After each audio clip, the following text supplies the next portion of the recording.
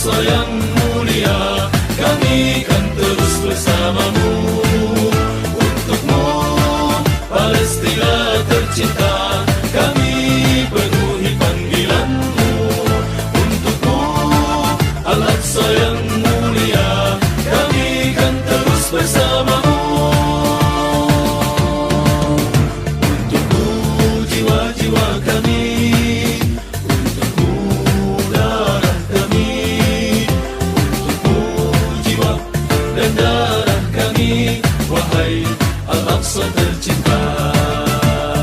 Ya Rabbi, izinkanlah kami berjihad di Palestinamu. Ya Allah, masukkanlah kami tercatat sebagai syuhadamu. Ya Rabbi, izinkanlah kami berjihad di Palestinamu. Ya Allah, masukkanlah kami tercatat sebagai syuhadamu. Tercatat sebagai syuhadamu.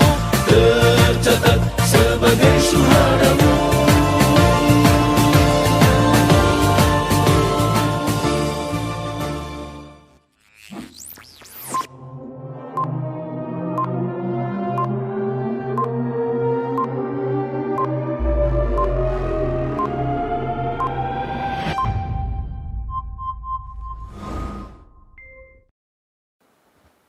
أعوذ بالله من الشيطان الرجيم.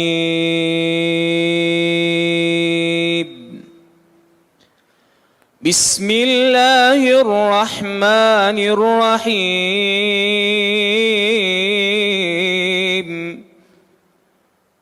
سبحان الذي أسرى بعبده ليلا من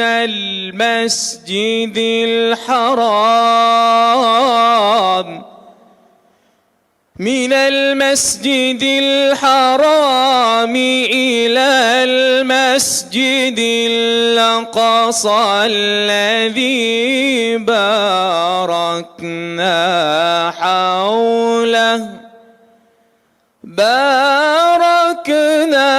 حوله لنريه من آياتنا إنه هو السميع البصير.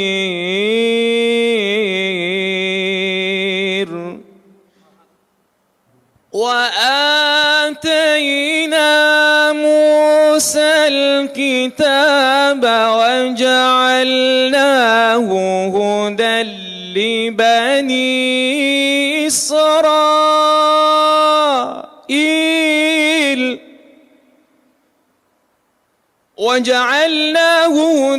لبني إسرائيل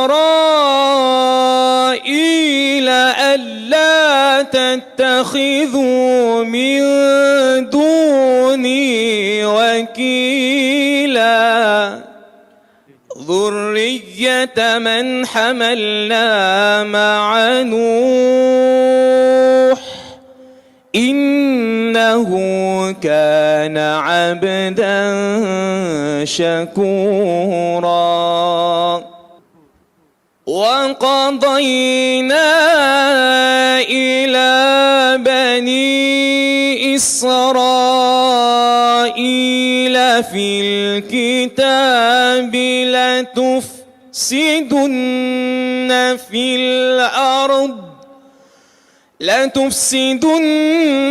في الأرض مرتين ولتعلن علوا كبيرا. فإذا جاء وعد أولاهما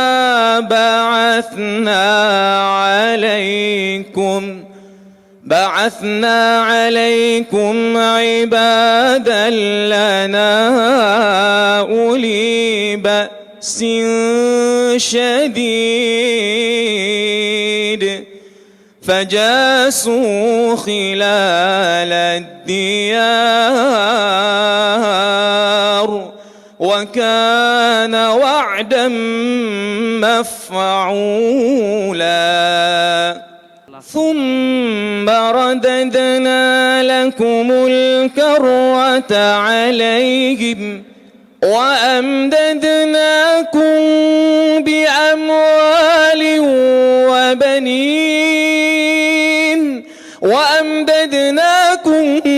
بأموال وبنين وجعلناكم أكثر نفيرا إن أحسنتم أحسنتم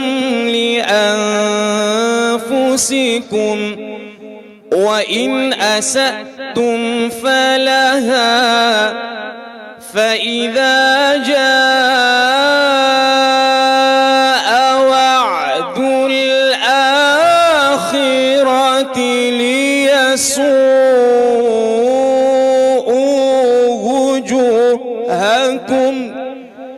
ليسوءوا وجوهكم وليدخلوا المسجد كما دخلوه أول مرة وليتبروا ما علوا تتبيرا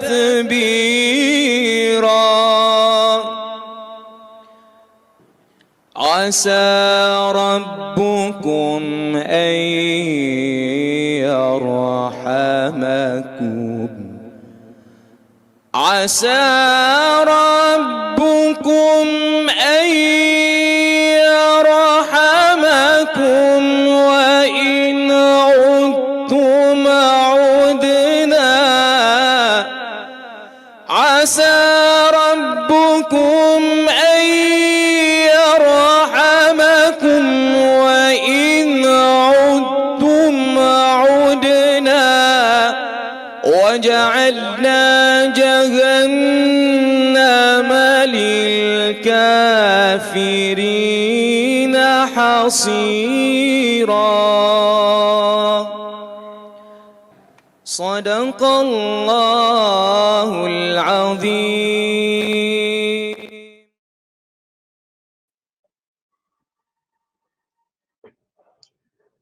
Bismillahirrahmanirrahim. Assalamualaikum warahmatullahi wabarakatuh. Selamat malam dan apa khabar diucapkan kepada semua para hadirin yang bersama kita pada malam ini. Alhamdulillah hari ini kita bersiaran langsung melalui platform ataupun medium Yayasan Maghfirah di FB Live dan di YouTube channel Yayasan Maghfirah. Jadi InsyaAllah hari ini bersamaan dengan 22 Mei 2021 bersamaan dengan 10 Syawal 1442 Hijrah, kita akan sama-sama dalam satu program untuk kita sama-sama menyatakan solidariti kita kepada saudara-saudara kita di Palestin, insyaAllah. Jadi terima kasih sekali lagi saya ucapkan kepada semua para hadirin kerana sudi meluangkan masa hujung-hujung minggu ni, malam-malam lagi, so untuk menyatakan solidariti anda bersama kami semualah.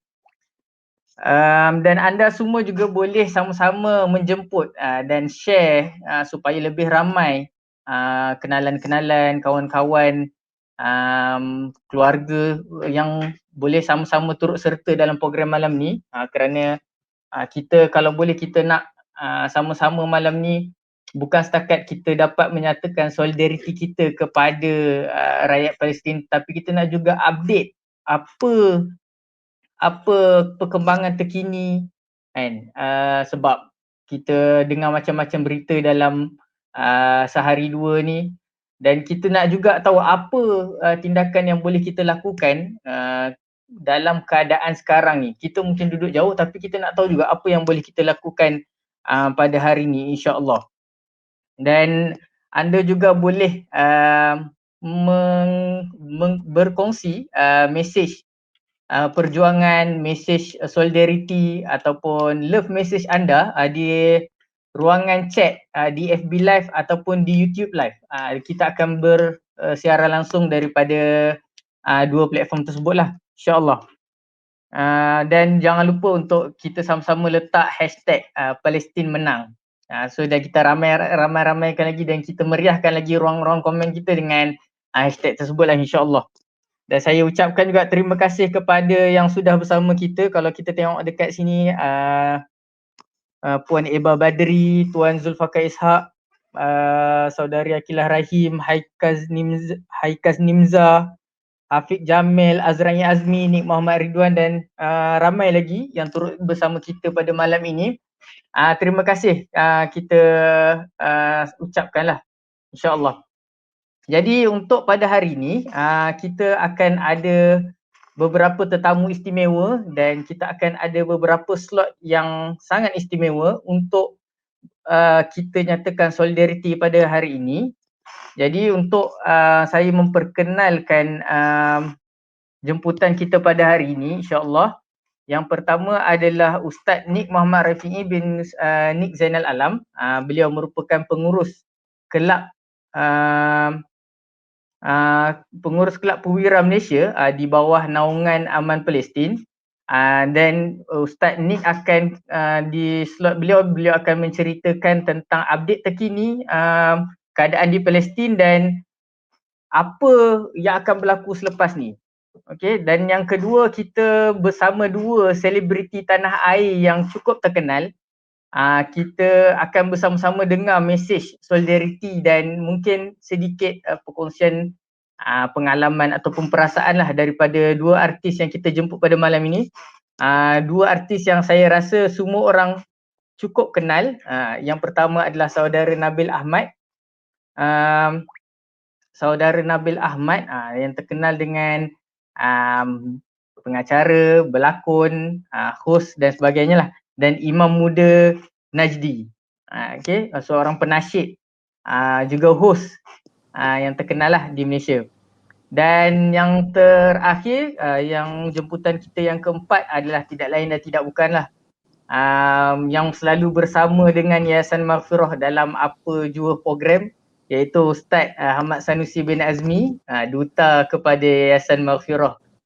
Yang Ana rasa mungkin kalau kita sebut Yayasan Maghfirah, Ustaz Sanusi ni memang sangat sinonim lah dengan yayasan lah. Mungkin kalau siapa yang biasa tengok mungkin banyaklah akan keluar tazkirah video-video Ustaz lah di page kita, insyaAllah. Jadi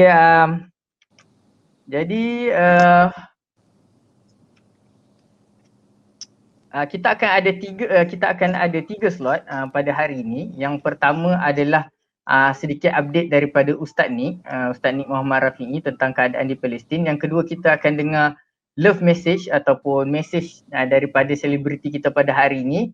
Dan yang ketiga kita akan dengar sedikit kupasan dan what's next daripada Ustaz Ahmad Sanusi lah. Ustaz akan cerita berkaitan dengan kelebihan bumi Palestin dan apa yang sepatutnya kita lakukan lah. Adakah kita ni trend person atau maksudnya isu Palestin bila ada isu saja ataupun macam mana kita nak teruskan kekalkan perjuangan kita di masa akan datang ni, insyaAllah. Jadi selamat datang kita ucapkan kepada selebriti kita saudara Nabil Ahmad, insyaAllah. Assalamualaikum. Okay. Salam. Okay. Selamat datang. Khabar sihat, khabar tuan-tuan yang dimuliakan Allah semua, insyaAllah. Alhamdulillah, terima kasih banyak sudi jemput saya sama-sama hari ini. Solidariti bersama dengan Palestin, dengan orang-orang hebat, insyaAllah. Allahu Akbar. Terima kasih banyak.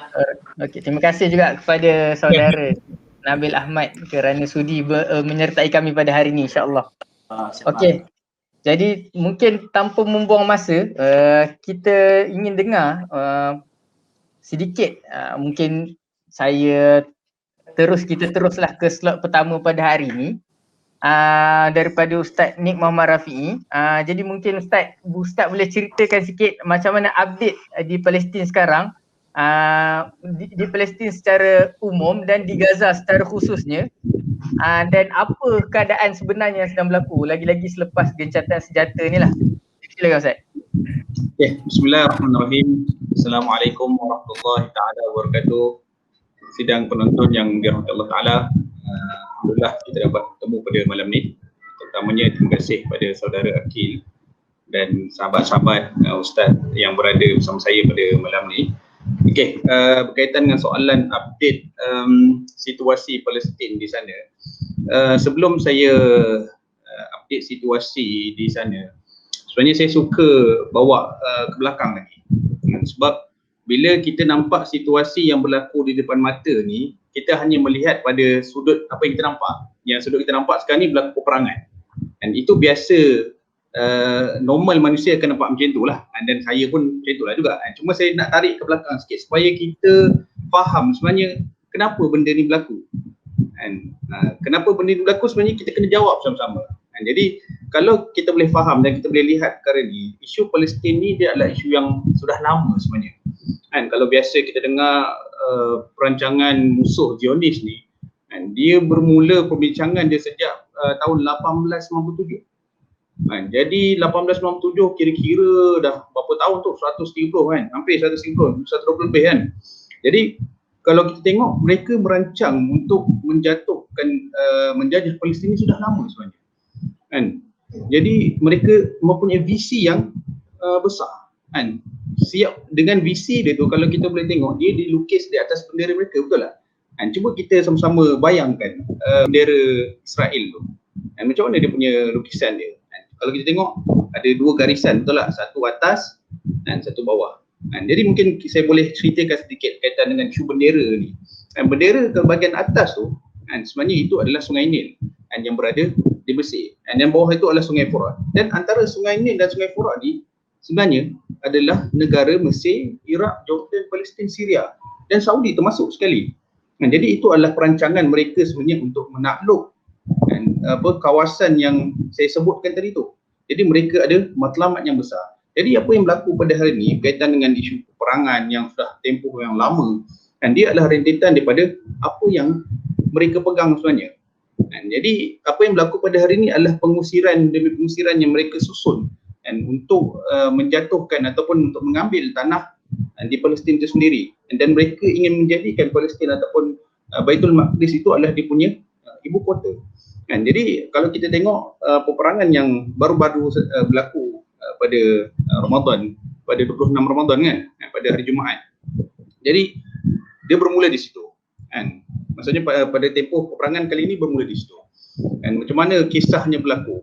Pada asalnya berlaku di tempat yang berbeza. Satu tempat di bumi Palestin bernama Syekhul Jarrah. Syekhul Jarrah ni adalah satu perkampungan yang mana mereka melakukan demonstrasi aman sebenarnya. Kawasan ni adalah kawasan yang mana Yahudi target untuk waktu terdekat ni menghalau mereka keluar daripada tempat mereka. Jadi mereka buat demonstrasi. Bila mereka buat demonstrasi secara aman, Yahudi nampak terancam. Bila Yahudi nampak terancam, mereka buat pengusiran lah. Dia hantar polis, dia tolak macam-macam, kanak-kanak apa semua tu dia cuba halau daripada tempat dia. Jadi bila berlaku macam tu, semua rakyat Palestin bertindak balas. Jadi mereka buat apa? Mereka berkumpul di Al-Aqsa, di Masjid Al-Aqsa. Bila mereka berkumpul buat solat Jumaat, waktu itulah mulanya peperangan tu sendiri. Kat situ diorang mula tembak, bagi bom gas pada rakyat Palestin. Jadi sampailah semalam. Jadi saya ringkaskan supaya tidak panjang pada poin macam mana peperangan berlaku. Jadi kalau kita tengok sebenarnya bila berlaku ni peperangan ni, satu part je kita dengar ramainya syahid golongan Palestin. Dan kalau maklumat atau berita yang saya dapat, lebih kurang dalam 225, 27 macam itulah lebih kurang kan. Kanak-kanak dan orang tua yang tersenarai yang syahid lah. Dan lebih kurang 72,000 yang hilang tempat tinggal. Dan laporan juga mengatakan bahawa sekarang ni lebih kurang 244 juta USD kerugian yang ditanggung oleh Palestin. Lebih kurang 1 bilion duit kita lah. Cuma satu part kita dengar, banyak ni berita kita dapat kematian orang orang yang syahid, orang Palestin. Lepas tu kita dengar juga maksudnya banyak kerugian. Sebenarnya berita yang digambarkan pada kita tu ya memang besar, tapi Yahudi punya kerugian lebih besar. Saya ambil maklumat daripada dia punya news sendiri, kira-kira sebenarnya kerugian Israel sebanyak 8.3 bilion Malaysia. Dan kalau kita di Palestin 1 bilion. Kan? Sebab apa? Mereka kerosakan yang paling besar adalah di pelantar minyak dan kapal terbang. Kan? Jadi mereka menghadapi kerugian yang sangat besar. Jadi mungkin disebabkan tu mereka terpaksa minta gencatan senjata, kan? Dan akhirnya peperangan tu terhenti disebabkan mereka kalah. Kan? Jadi kalau kita tengok keadaan sekarang ni, macam mana rakyat Palestin, ialah bila kita sebenarnya tak terbayang pun bila perang ni sebenarnya. Kan? Kalau biasa yang sebelum ni yang terdekat musibah berlaku dekat Malaysia ni adalah banjir. Kalau siapa yang pergi bersihkan rumah orang banjir ni, kita rasa sayu je kan, tengok orang macam mana susah, barang kena buang semua. Tapi kalau kat Palestin ni, bila berperang ni, kalau kita tengok gambar-gambar dia, Masya Allah. Jadi sebenarnya saya sempat update dengan Syekh Masyam, CEO orang Palestin di Gaza. Apa benda yang mereka tengah buat sekarang ni. Kan? Sebenarnya bila habisnya perang ni, kan, tugas mereka dia kembali seperti biasa. Kan? Tapi ada kerja tambahan lah. Mereka tengah buat apa? Mereka tengah bersihkan jalan yang mana terhalang, kan, daripada kesan-kesan runtuhan bangunan. Kan? Dan ada juga yang mereka tengah buat sekarang ni, benda yang paling bahaya juga, mereka tubuhkan satu unit khas, kan, untuk mengutip bom-bom yang tak meletup kat bom yang daripada Israel ni, kan, di tempat Palestin ni yang tak meletup. Dia ada unit khas dia. Dan juga benda yang mereka buat, proses menyambung kembali paip air, elektrik, internet dan sebagainya lah. Dan pada hari ini sebenarnya bermula para nelayan untuk turun ke laut untuk mencari hasil. So rutin mereka ni berjalan seperti biasa, cuma ada kerja tambahan. Dia kena bersihkan balik benda-benda yang hancur. Cuma hebatnya orang Palestin ni, bila saya tengok, disebabkan jiwa dia kental, berlaku lah macam mana sekalipun, dan dia dapat meneruskan kehidupan dia. Dia sanggup mempertahankan tanah air dia. Mungkin setting kat dalam diri dia yang saya nampak kalangan rakyat Palestin ni adalah mereka ni memang sentiasa dalam kepala mereka ribat. Dan mereka bersedia untuk mempertahankan tanah air mereka dalam keadaan macam mana sekalipun. Jadi itu sekadar update yang saya boleh kongsikan berkaitan dengan perkembangan sekarang. Maksudnya mereka menjalankan aktiviti seperti biasa. Cuma mereka terpaksa mengharungi kesusahan tu dengan membersihkan bangunan-bangunan yang hancur untuk dibuat balik rumah-rumah tu dan tempat-tempat yang sepatutnya lah. Wallahu a'lam. Okey, jadi kita boleh tengok sebenarnya satu yang poin pertama adalah mungkin ramai tertanya kenapa kita cakap Palestin menang sedangkan dalam keadaan gencatan senjata ni. So kat sini kita tahu sebenarnya daripada sudut material sendiri pun Israel dah kalah, apatah lagi daripada sudut mental lah. Daripada sudut mental pun orang Palestin boleh jalan seperti biasa apa semua, tapi kalau kita tengok sekarang ni pun heboh lah istilah Israel koyak lah kan, di internet lah kan. Okay, cuma Ustaz mungkin ada satu lagi soalan sebelum kita ke slot yang kedua untuk para selebriti kita. Dalam dah berlaku gencatan senjata ni, so apa yang akan jadi seterusnya? Adakah memang Palestin dah menang ataupun akan berlaku lagi siri-siri peperangan dan dia adalah maksudnya satu tempoh yang untuk tempoh bertenang lah orang sebut. Apa macam mana Ustaz? Okey, yang pertama ni bila soalan tu berkaitan dengan buat snack lah satu senjata. Bagi saya dia tidak akan mengubah pegangan orang Palestin. Kenapa saya sebut macam ni? Sebab mereka sentiasa dalam keadaan bersedia ribat. Mereka menganggap bahawa Yahudi ni anytime dia boleh memungkiri janji dia. Sebab apa? Allah sebut pun dalam Quran sebenarnya. Biasa mungkin kita dengar. Berbunyi fabima naqdihim mitsaqahum wa ja'alna la'annahum wa ja'alna qulubahum qasiyah. Jadi mereka dengan sebab mereka mencabuli ataupun mereka melanggar perjanjian itu, kami laknat mereka.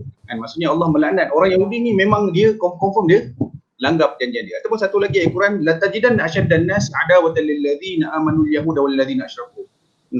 Demi sungguhnya Muhammad, kau akan dapati orang yang memusuhi Islam ni, orang beriman ni adalah paling teruk musuh kita siapa? Adalah orang Yahudi dan orang-orang musyrik.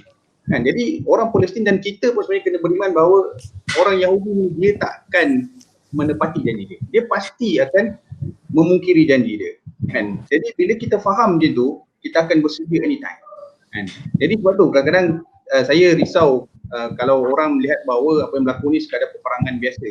Dan bagi saya dia bukanlah peperangan biasa yang mana yang kita nampak sekadar apa adanya berlaku tembak menembak, pembunuhan sekalian, tak, tapi dia berkaitan dengan isu akidah sebenarnya.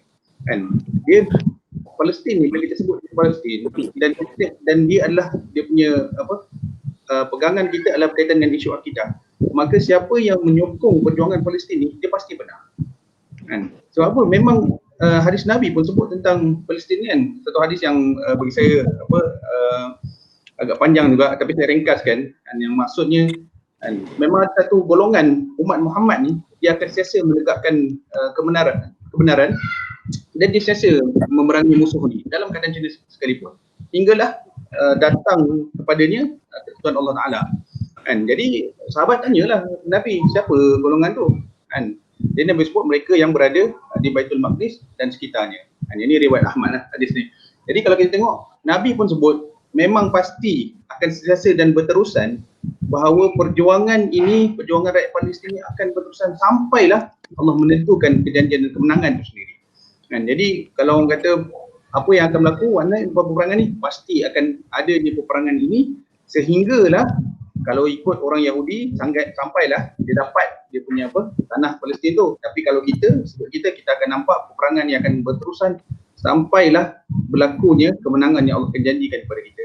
Kan? Jadi minta maaf, saya tambah sikit. Kan? Kalau mungkin setengah benda yang kita biasa dengar orang sebut two state solution, dan tak kisahlah daripada mana-mana parti pun ataupun kita dengar mana, bagi saya itu bukanlah solusi terbaik. Kan? Sebab apa? Kan? Kita berpegang pada Al-Quran. Kan? Kita dah nampak bahawa benda itu adalah yang mana Allah dah janjikan kemenangan untuk Islam. Wallahualam, itu sekadar yang saya boleh kongsikan, insyaAllah. Alright, okay. Terima kasih kepada Ustaz Nick atas pencerahan beliau. Satu benda yang mungkin kita boleh dapat lah, yang mungkin kita boleh rasa adalah perjuangan ni dia tak akan berhenti sehinggalah bumi Palestin ni terutamanya dia menjadi milik orang Islam semula secara keseluruhan. Maksudnya itulah kita sebut, maksudnya dia bukanlah two state solution dan sebagainya lah. Kemenangan sebenar adalah bila seluruh Palestin tu adalah milik orang Islam, insya-Allah. Okey, terima kasih kita ucapkan kepada Ustaz Nick atas pencerahan beliau dan maklumat-maklumat yang beliau berikan. Sangat menarik dan ada beberapa yang mungkin kita baru kali pertama dengar lah, terutama sekali kenapa kita boleh cakap Gaza ni menang ataupun orang Islam ni menang dalam perperangan Saif Al-Quds pada kali inilah. Okey, jadi untuk seterusnya kita akan bersama dengan para selebriti kita, iaitu saudara Nabil Ahmad dan Imam Muda Najdi. Dan untuk kali ni kita mungkin nak dengar sedikit love message lah daripada para selebriti kita. Dan mungkin kita ke saudara Nabil Ahmad dulu, atau Abang Nabil lah, saya panggil nama Abang Nabil boleh Okey. Okay. Nabil dia boleh, insyaAllah. Okay.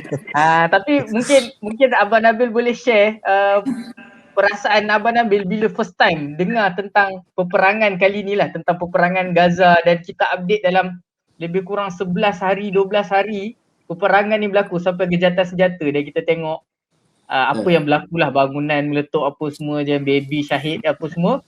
Mungkin Abang Nabil boleh cerita sikit apa perasaan Abang Nabil bila berlaku keadaan macam ni dan melihat berita peperangan kali ni lah. Okey, baik. Terima kasih banyak Abang Akil. Bismillahirrahmanirrahim. Allahumma salli ala sayyidina Muhammad. Assalamualaikum kepada semua yang sedang menonton sekarang ni. Baik, cerita saya pasal mengenai Palestin dengan Gaza ni, dia tak berlaku, dia benda ni dia kesan dia pada saya bukan masa bulan Ramadan hari tu. Dia sebelum lagi. Okay. Sebelum lagi saya dah mengikuti lah. Saya dah mengikuti sejak saya keluar tabligh kan. Saya keluar tabligh, kita dekatkan diri kita dengan Allah, kita kena kenal, nak ikut-ikut cara Nabi kan. Kita nak kena kenal Tuhan kita kan. Lepas satu subuh ni ada satu cikgu ni dia datang masjid saya. So dia ada cerita sikit pasal isu Palestin. Apa nama cikgu tu? dia ada nickname dia belakang, kain plekat. Kenal tak? Dia ada Pula nickname dia dah belakang. nak cari kan plekat pula. Cikgu apa nama dia kan? Cikgu Zaidi kain plekat ke apa? Dia memang orang Yang pakai spek tu yang pakai spek tu yang Cikgu pakai Azmi, spek tu. Cikgu Azmi. Cikgu Azmi Cikgu Azmi kain plekat. Cikgu Azmi Ya, dia ada tulis buku apa semua kan. So dia datang masjid saya. Dia datang masjid yang mana saya selalu solat lah. So saya dengar cerita, saya cakap, ish. So bila saya mendekatkan diri dengan cerita Palestin ni, maknanya kita memang dah, sebab dia berkait dengan akidah kita kan. Dia berkait dengan akidah kita, dia berkait dengan iman kita, dan kat sini lah kita nak ukur sejauh mana keimanan kita, sebab saudara Islam kita dekat Palestin ni tengah jadi hal, dan hal ni bukan baru hari tu, bukan baru 11 hari, 12 hari, bukan baru sebulan, dah berpuluh tahun. So dekat sini kita nampak betapa orang cakap, betapa mahunya kaum Zionis ni, kaum Yahudi ni nak menakluk agama kita. Kan? Diorang ni dah try pelbagai cara kan. Diorang dah pernah cuba ekonomi, diorang dah pernah cuba macam-macam lah, tapi diorang jumpa dekat kesihatan, dekat COVID ni sebenarnya. Kan? So sebenarnya isu Palestin ni, dia untuk saya dia lebih luas lagi daripada peperangan serangan yang kita nampak ni. Dia dah masuk, dia dah selap, dia dah masuk dekat akar dah. Dia dah masuk macam negara kita sekarang. Negara kita sekarang ni KKM tengah kontrol kan. Betul tak? KKM yang keluar cakap dengan polis, cakap dengan menteri, oh masjid tak boleh buka, jangan sembahyang rapat-rapat, jangan salam. Nabi ajar kita salam gugur dosa, betul tak? Nabi ajar kita senyum ni pahala, senyum ni sedekah. Sekarang ni pernah tengok orang senyum, berapa lama kita tak tengok orang senyum? Berapa lama kita tak salam orang? Berapa lama kita tak peluk orang? Belum cerita lagi anak-anak yang tak pergi tengok mak bapak dia orang. Betul. Tak dapat keberkatan ibu bapa, mak bapak mengajuk. Sebab apa? Sebab takutkan penyakit. Penyakit datang daripada Allah, ubat dia pun daripada Allah. Tapi kita ni dah ikut sangat Yahudi punya dia orang punya plan dah berjaya. Dia orang dah berjaya menggunakan kesihatan ni untuk menang. Dan dia dah masuk dah. Kita tengok, kita tak payah tengok Palestin, kita tengok negara kita je cukup. Betul. Kan? Sebab rata-rata memang tak betul. Kita sebagai orang Islam, kalau ada orang Islam dalam ni kata, tak boleh, kita kena ikut SOP, betul. SOP saya sunnah of Prophet Muhammad sallallahu alaihi wasallam. Sallallahu alaihi wasallam. Itu SOP ikut.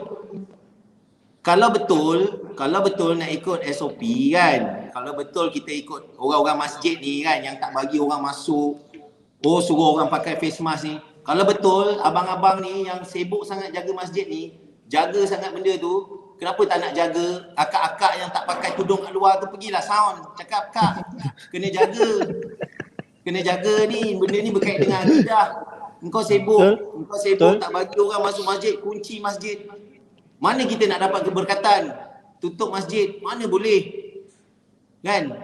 Tapi kita nak buat macam mana? Inilah kejadian yang tengah berlaku. Pada saya, isu Palestin ni sebenarnya Allah nak kita cermin diri kita. Alright. Allah nak kita kenal diri kita, kat mana kedudukan kita. Kita kena sedar kat mana kedudukan kita sekarang ni. Kita jauh sangat dengan Allah. Malaysia ni jauh sangat dengan Allah. Pasal apa? Apa yang kita ikut Quran sekarang ni? Apa yang kita ikut? Tak ada satu pun kita tak ada ikut. Betul tak? Saya terus terang cakap kan, kalau ada yang nak ambil take note benda ni, take note lah. Kita masuk masjid, diorang bagi nombor kan. Okay. Betul. Ada nombor 1 sampai nombor 25. Betul. Kalau nombor dah habis dah tak boleh masuk masjid, betul tak? Betul. Masuk mall ada dapat nombor masuk mall. Ada juga, ada setengah lah. Ada. Mana ada? Saya masuk Mana mall ada? tak dapat nombor pun. Tak ada. Mana Giant ada masuk lah, mall tak giant. dapat nombor? Tak ada. Masuk mall tak dapat nombor. Kenapa COVID ada dalam masjid je, COVID ada dalam surau je? Kan? Tak betul.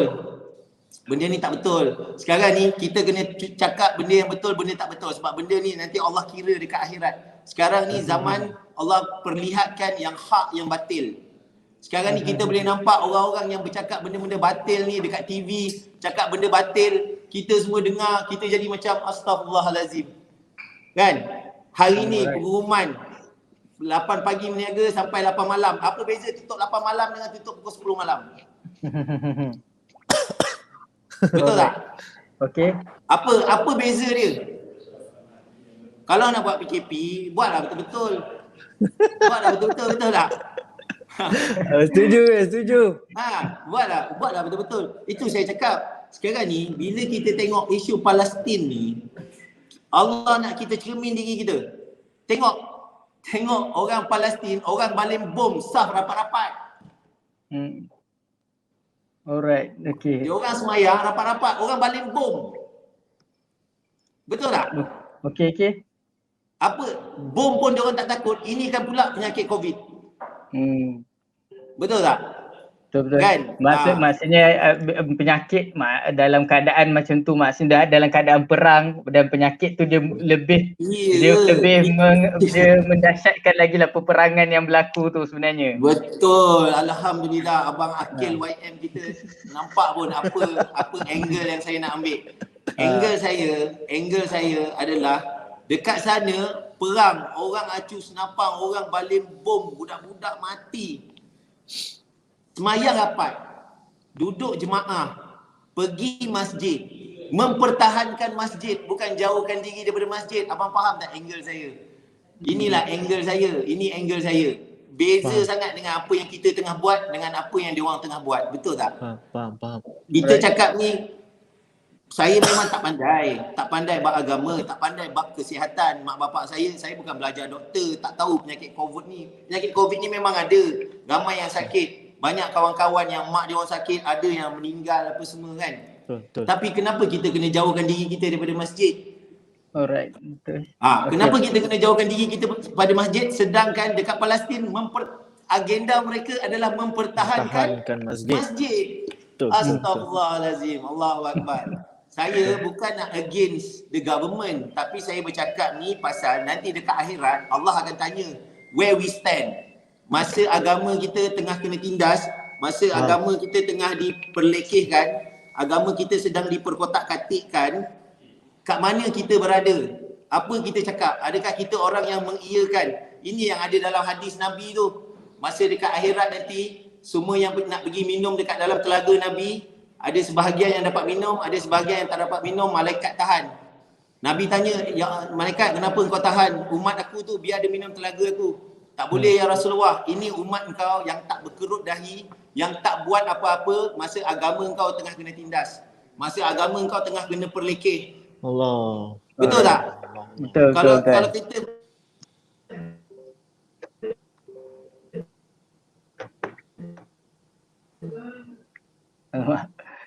Abang Nabil tersangkut-sangkut sikit Betul-betul Ben.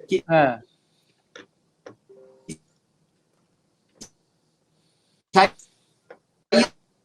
ni yang cetek sangat. Allah.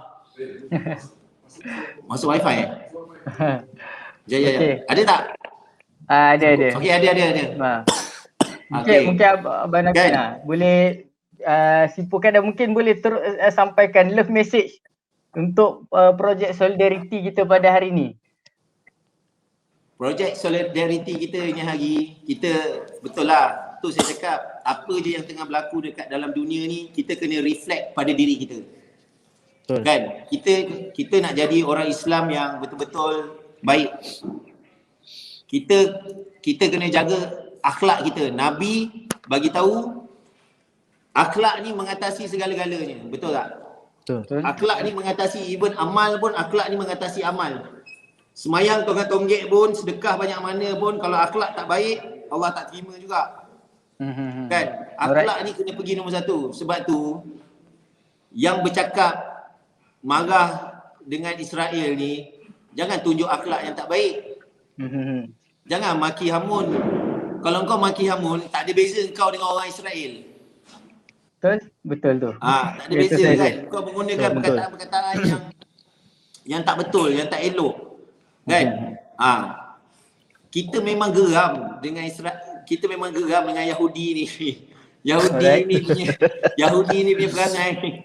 Kita memang geram. Tapi kita jangan jadi macam orang Yahudi. Benda ni, tu saya cakap, apa-apa pun dia reflect kita. Jangan kita buat perangai macam orang Yahudi. Ramai orang Islam, orang Melayu kita ni pun buat perangai macam orang Yahudi juga pasal tanah gaduh. Kan? Apa beza dia? Tanah orang ambil, harta anak yatim makan. Kan? Buat orang tu, buat orang ni. Kan? Betul. Apa kat sini tu saya cakap, apa yang kita tengah tengok ni, Allah tengah suruh kita cermin diri kita. Kita cermin diri kita, kita perbetulkan diri kita. Kita jangan jadi macam dia orang. Baik. Kan? Alright. Kita betulkan akhlak kita jadi lebih baik, insya-Allah. Wallahu a'lam. InsyaAllah. Mungkin Kan? Abang Nabil boleh mungkin sebagai seorang yang berpengaruh mungkin boleh nyatakan macam mana para selebriti lain lah yang mungkin yang tak ada kat sini boleh bersama-sama untuk ajak lebih ramai orang untuk rasa isu Palestin ni. Kan? Sekarang ni saya nampak ramai yang rasa isu Palestin ni nak selebriti kan. Dia orang sama-sama buat, bagi tahu kat mana yang nak buat donation. Sebab macam bila kita tanya ustaz-ustaz pun, kita dengar ceramah even daripada Ustaz Somad pun, apa yang kita sebagai orang Islam ni, apa yang kita boleh buat. Nak suruh kita naik kapal terbang sekarang pergi Palestin sekarang nak bantu, tak ada efek pun. Betul tak? So apa yang kita boleh buat? So yang kita boleh buat adalah kita sedekahkan apa saja harta kita, apa yang kita boleh mampu, kita sedekahkan untuk bantu. Dari segi financially, keuangan, daripada segi financially untuk orang Palestin. Lepas tu kita kena banyak-banyak sangat doa. Kita banyak sangat doa, tapi doa kita kena buat doa kita makbul. So macam mana nak dapat doa yang makbul? Kita kena betulkanlah diri kita, sempurnakan solat kita, sempurnakan amal kita, sempurnakan zikir kita. Barulah Allah terima doa kita. Ini main mayat tak, puasa tak, apa tak. Doa kat Facebook. Doa kat Facebook je tak jadi dek. Kan? Tak boleh. Kan? So lepas tu pula kita kena bagi tahu kawan-kawan kita betapa pentingnya untuk bersama-sama dengan isu Palestin ni. Solidariti ni kita kena sama-sama sebab dia berkait dengan akidah, dia berkait dengan iman. Kenapa aku kena bersama-sama? Sebab inilah yang nak membuktikan kau ni orang Islam yang betul. Saudara kau kat sana mati, maknanya agama kau tengah kena tindas ni. Agama kau tengah kena tindas, kau boleh duduk lepak, tak ada rasa apa-apa. Itu problem untuk kau dekat akhirat nanti. Kat dunia memang tak ada apa-apa. Kan? Sebab tu kita macam kita ni kena buat usaha agama. So usaha agama ni dia berkait dengan semua benda. Betul. Bila ada usaha agama, bila kita cinta Nabi, kita sayang Allah, kita takut neraka, kita mahukan syurga, semestinya kita akan ada sama-sama perasaan benci Yahudi ni dan kita nak tegakkan agama kita, kita nak menangkan agama kita. Betul tak? Kan? Kita ada yang empat ni, yang satu ni yang kita tak suka ni semua, dia akan bangkit sendiri. Kan? So saya syukur sangat lah. Saya syukur sangat. Alhamdulillah Allah bagi saya kefahaman agama sebelum benda-benda ni berlaku. Allah. Supaya kita ni boleh dapat bergerak, dapat bersama-sama.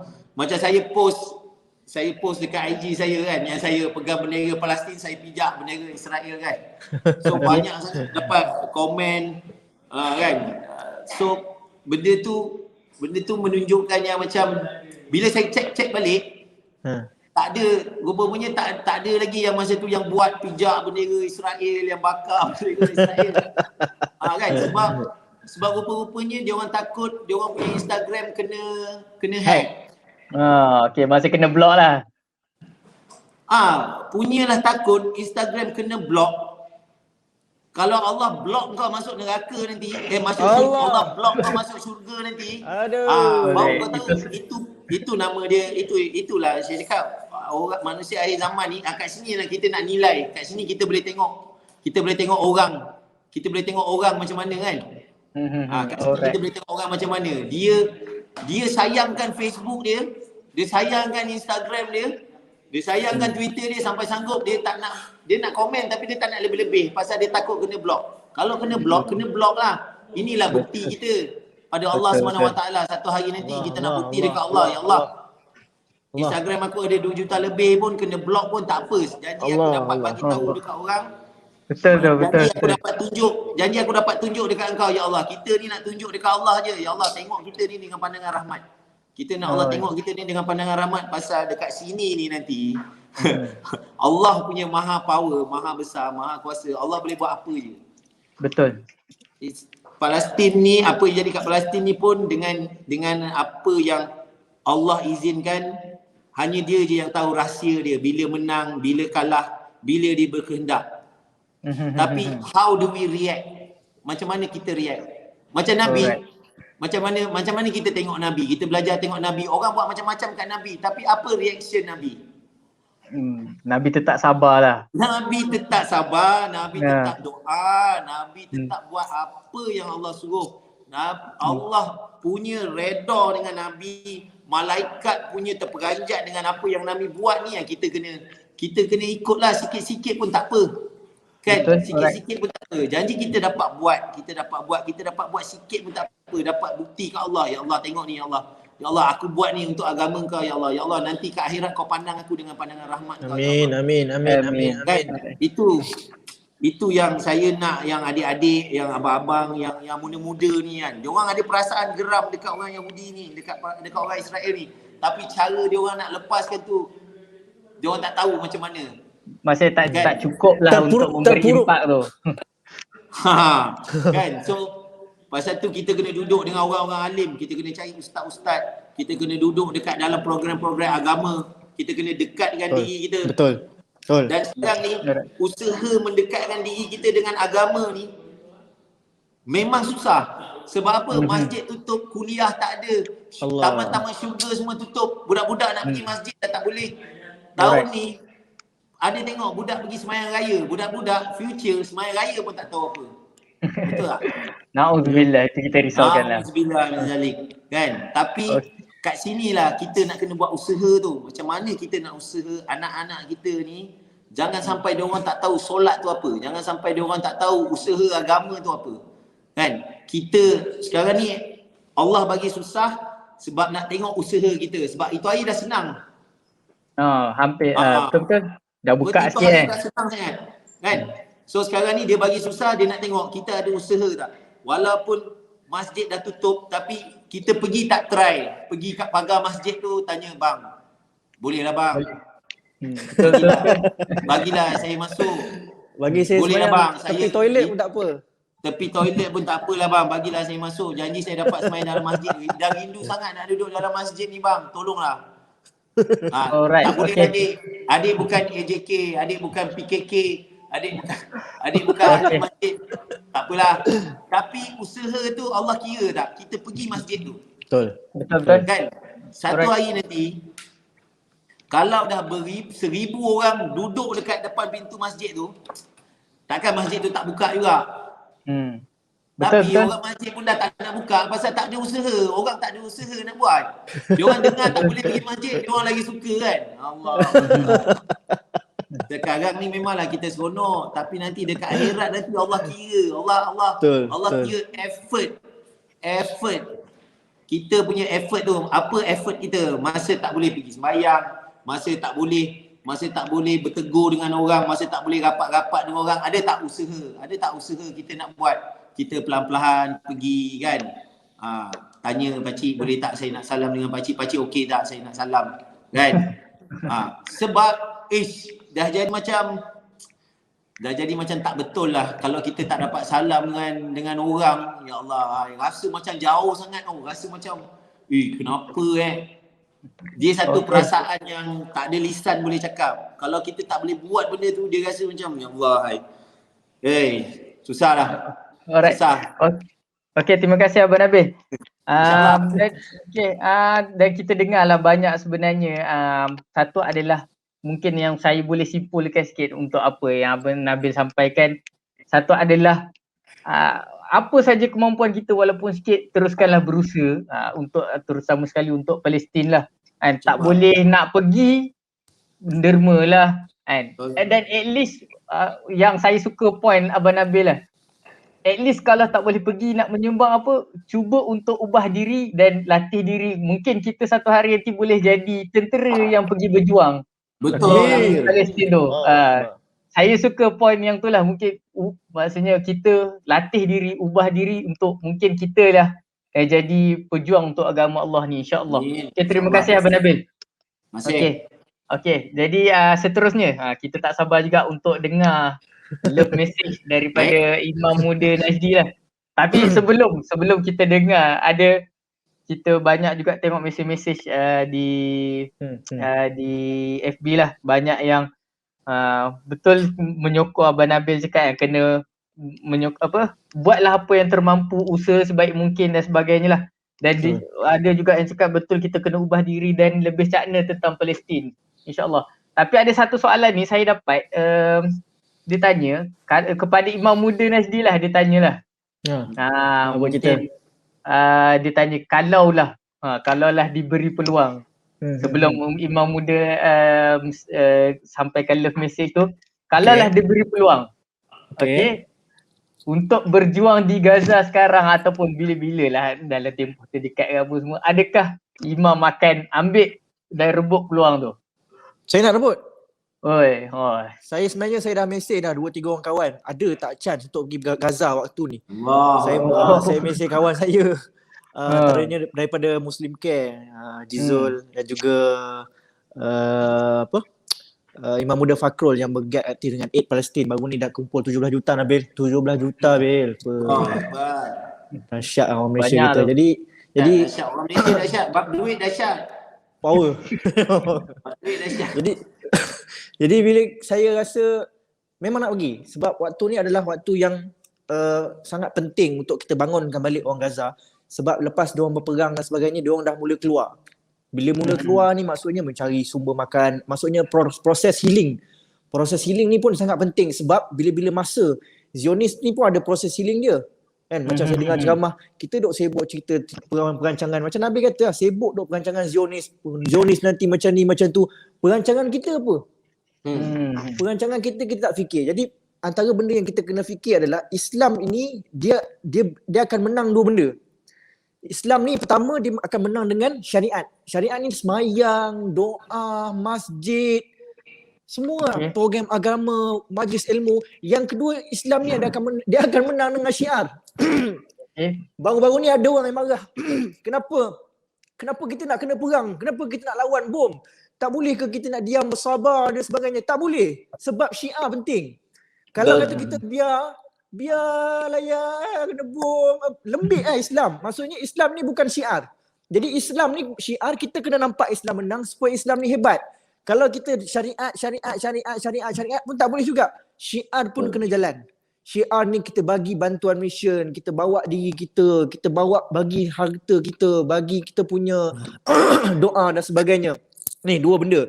Dalam Quran tadi pada awal-awal ada kata subhanallazi asra bi'abdihi lailan, maha suci Allah yang memperjalankan Nabi SAW pada waktu malam daripada Masjidil Haram ilal Masjidil Aqsa. Maksudnya dalam Quran ni, kalau kita mengaji Quran, kan Nabil saya kongsi sikit Nabil. Saya segan Nabil janggut lagi panjang.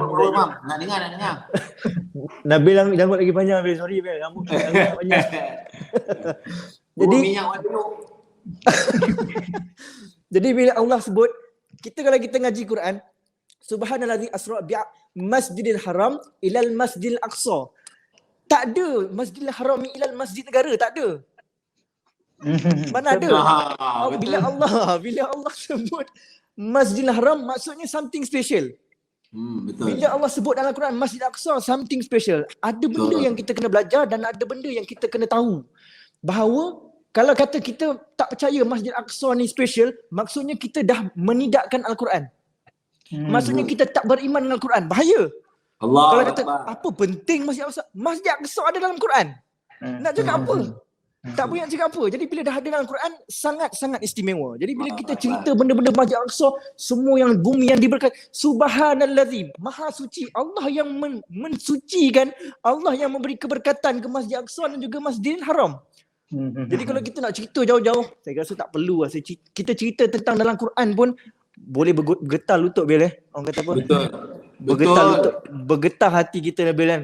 Allahu Akbar. Jadi bila kita kata kita kena sucikan ni, kena ambil perkara ni, kita kena tahu tanah-tanah suci ni adalah yang sangat istimewa. Nescaya iman kita ni, iman kita akan makin bertambah dan kita akan cari apa benda yang kita boleh tambah-tambah lagi iman kita. Antaranya dalam surah Isra ini, sebenarnya surah Isra ni nama lain dia adalah surah Bani Israel. Balik ni boleh mengaji apa makna terjemah dalam surah Al-Isra ni. Surah Al-Isra ni cerita panjang tentang perangai-perangai Bani Israel ni. Perangai Bani Israel ni ada yang boleh percaya, ada yang tak boleh percaya, sehingga dalam zaman Nabi SAW seorang Yahudi yang masuk Islam nama dia Abdullah bin Salam. Abdullah bin Salam ni dia kata pada Nabi, "Ya Rasulullah, aku ni orang Yahudi dan aku masuk Islam dan aku cukup kenal dengan orang Yahudi. Orang Yahudi ni kalau kata benda tu salah, dia akan kata benda, kalau dia rasa benda tu betul, dia akan cakap betul. Sampai kiamat dia akan cakap benda betul." Betul. Orang Yahudi ni berangai. Jadi apa benda yang dia kata, Nabi tak percaya. Nabi kata kalau tak percaya, jom saya bawa jumpa pendeta-pendeta Yahudi. Kemudian Nabi pun bertanya, Abdul Salam duduk menyawak dekat belakang. Nabi tanya pada, kau kenal tak Abdullah bin Salam? Lepas tu pendeta Yahudi pun kata, kenal. Dia seorang yang hebat, seorang yang memang antara yang terbaik di antara kita. Oh, iya ke? Okey. Lepas tu Nabi kata, kau tahu tak yang Abdullah bin Salam ni masuk Islam? Kata. Lepas tu kata, iya ke? Kami tak percaya, tapi dia memang orang yang baik lah kan kami tak percaya dia masuk Islam. Lepas tu Abdullah bin Salam keluar, dia kata, asyhadu an la ilaha illallah wa asyhadu anna Muhammadar Rasulullah. Tiba-tiba orang Yahudi kata, Abdullah bin Salam ni adalah orang paling bodoh di kalangan kami. Tiba-tiba dia tukar. Orang Yahudi ni memang pembelit daripada zaman Nabi lagi. Kita baik Yahudi Qainuqa, Bani Quraizah, semua baik Yahudi ni memang semua perjanjian dengan Nabi sallallahu alaihi wasallam semua memang diorang mungkin janji dan memang diorang tidak mengikuti perjanjian itu. Jadi saya sebenarnya saya ikut perkembangan di Twitter yang disampaikan oleh Jad Ikhwan saya kongsikan juga sebab dia seorang yang dia bagus, dia ambil media. Saya tak tahu sumber dia memang banyak. Sumber dia bila saya tanya dia, sumber dia Gaza Now, semua dalam bahasa Arabik. Tapi dia ambil apa inisiatif untuk translate, dia ambil media dan sebagainya. Kalau tengok antara kebangkitan yang awal adalah di Twitter. Masa malam first tu, saya rasa 26 Ramadan tu, saya rasa saya tak boleh nak tidur. Saya buka scroll handphone kan sebelum nak tidur, tengok pukul 12. Saya tengok Gaza kena bom. Lepas tu saya stay sampai sejam. Lepas tu ada serangan balas sampai pukul 3-4 pagi saya tidur. Baru saya boleh tidur. Sebab orang kata apa, tiba-tiba orang kata apa, kena serang bulan Ramadan ni. Dan sebenarnya Nabil saya tengok hikmah sebenarnya PKP kita ni. Ada PKP ni. Orang Malaysia kita duduk rumah kan. Duduk rumah jadi tentera terus. Tentera apa? Netizen. Tentera bawang ulama. Memang power So yang Israel Koyak tu. Israel Koyak betul. Dan memang ada dekat website Google, kalau boleh search pada 26 hari bulan ke 27 hari bulan, 2-3 hari selepas tu, memang di Google carian perkataan koyak itu mendadak naik 1100%. Dan carian tentang perkataan koyak itu adalah banyaknya di Israel dan juga di Amerika. Mereka mencari makna koyak atau apa benda. Mustahil mereka tahu makna koyak yang sebenar pada waktu itu. Kalau kita cari dekat Google Translate, koyak ni dia akan jadi tie. Dan mereka pun meraihkan koyak tu dan dia rasa koyak tu adalah pujian. Dan apa yang terjadi pada ketika itu memang sangat memberi, dan dia lepas dia mensalah tafsir perkataan koyak tu, lagi mereka koyak sebenarnya. 2 kali ganda mereka koyak sebenarnya. Sampai orang viral di sana, orang-orang yang Palestin pun sebut perkataan koyak dan sebagainya. Sebenarnya perang media ni adalah perang yang orang kata sangat hebat lah. Sangat hebat. Saya saya tak pasti sama ada kita di akhir zaman nanti masih ada lagi tak Facebook ni. Kan? Nabil boleh bayang tak? Nanti Imam Mahdi akan keluar kat Facebook. Imam Mahdi dah keluar.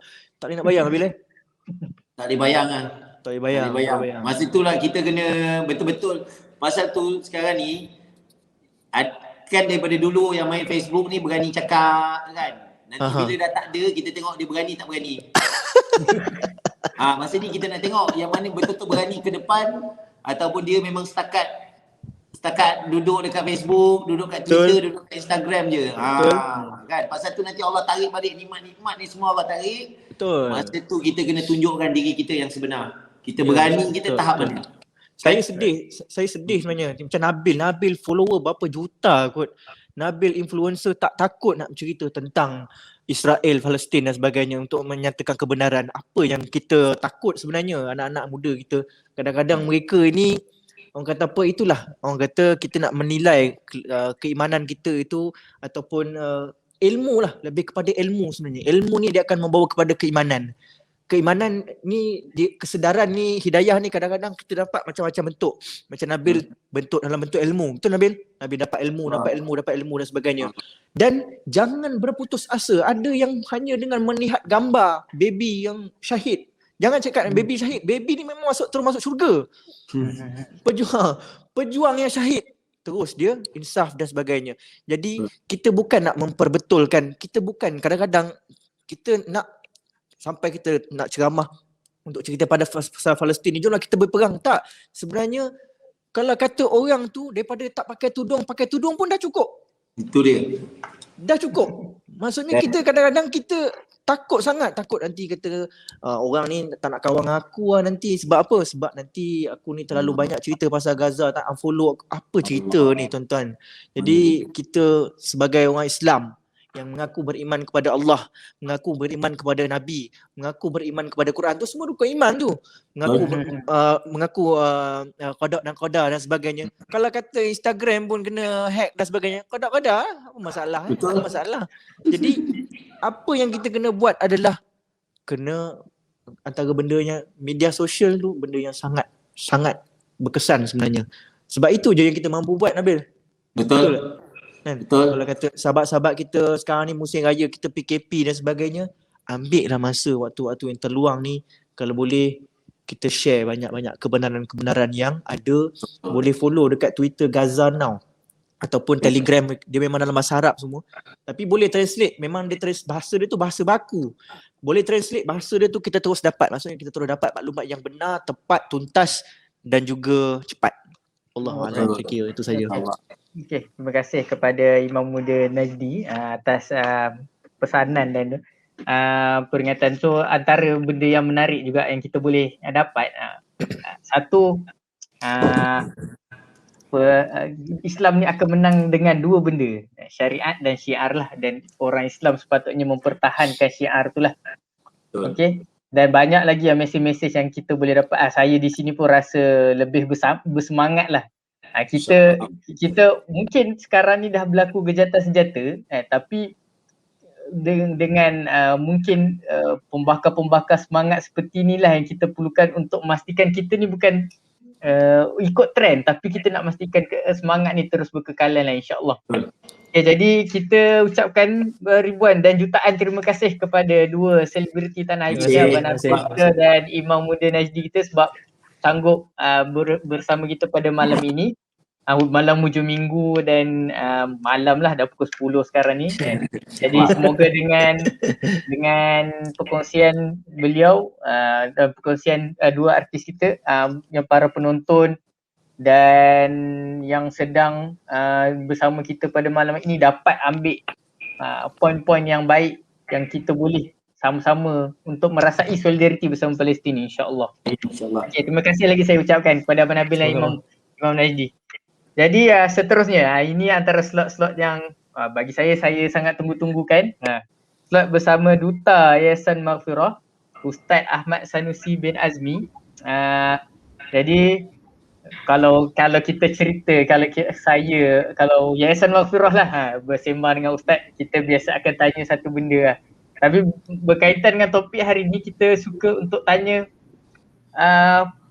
dengan Ustaz, apa kelebihan Masjid Aqsa sebenarnya ni sampai dia menjadi isu utama umat Islam? Dan kenapa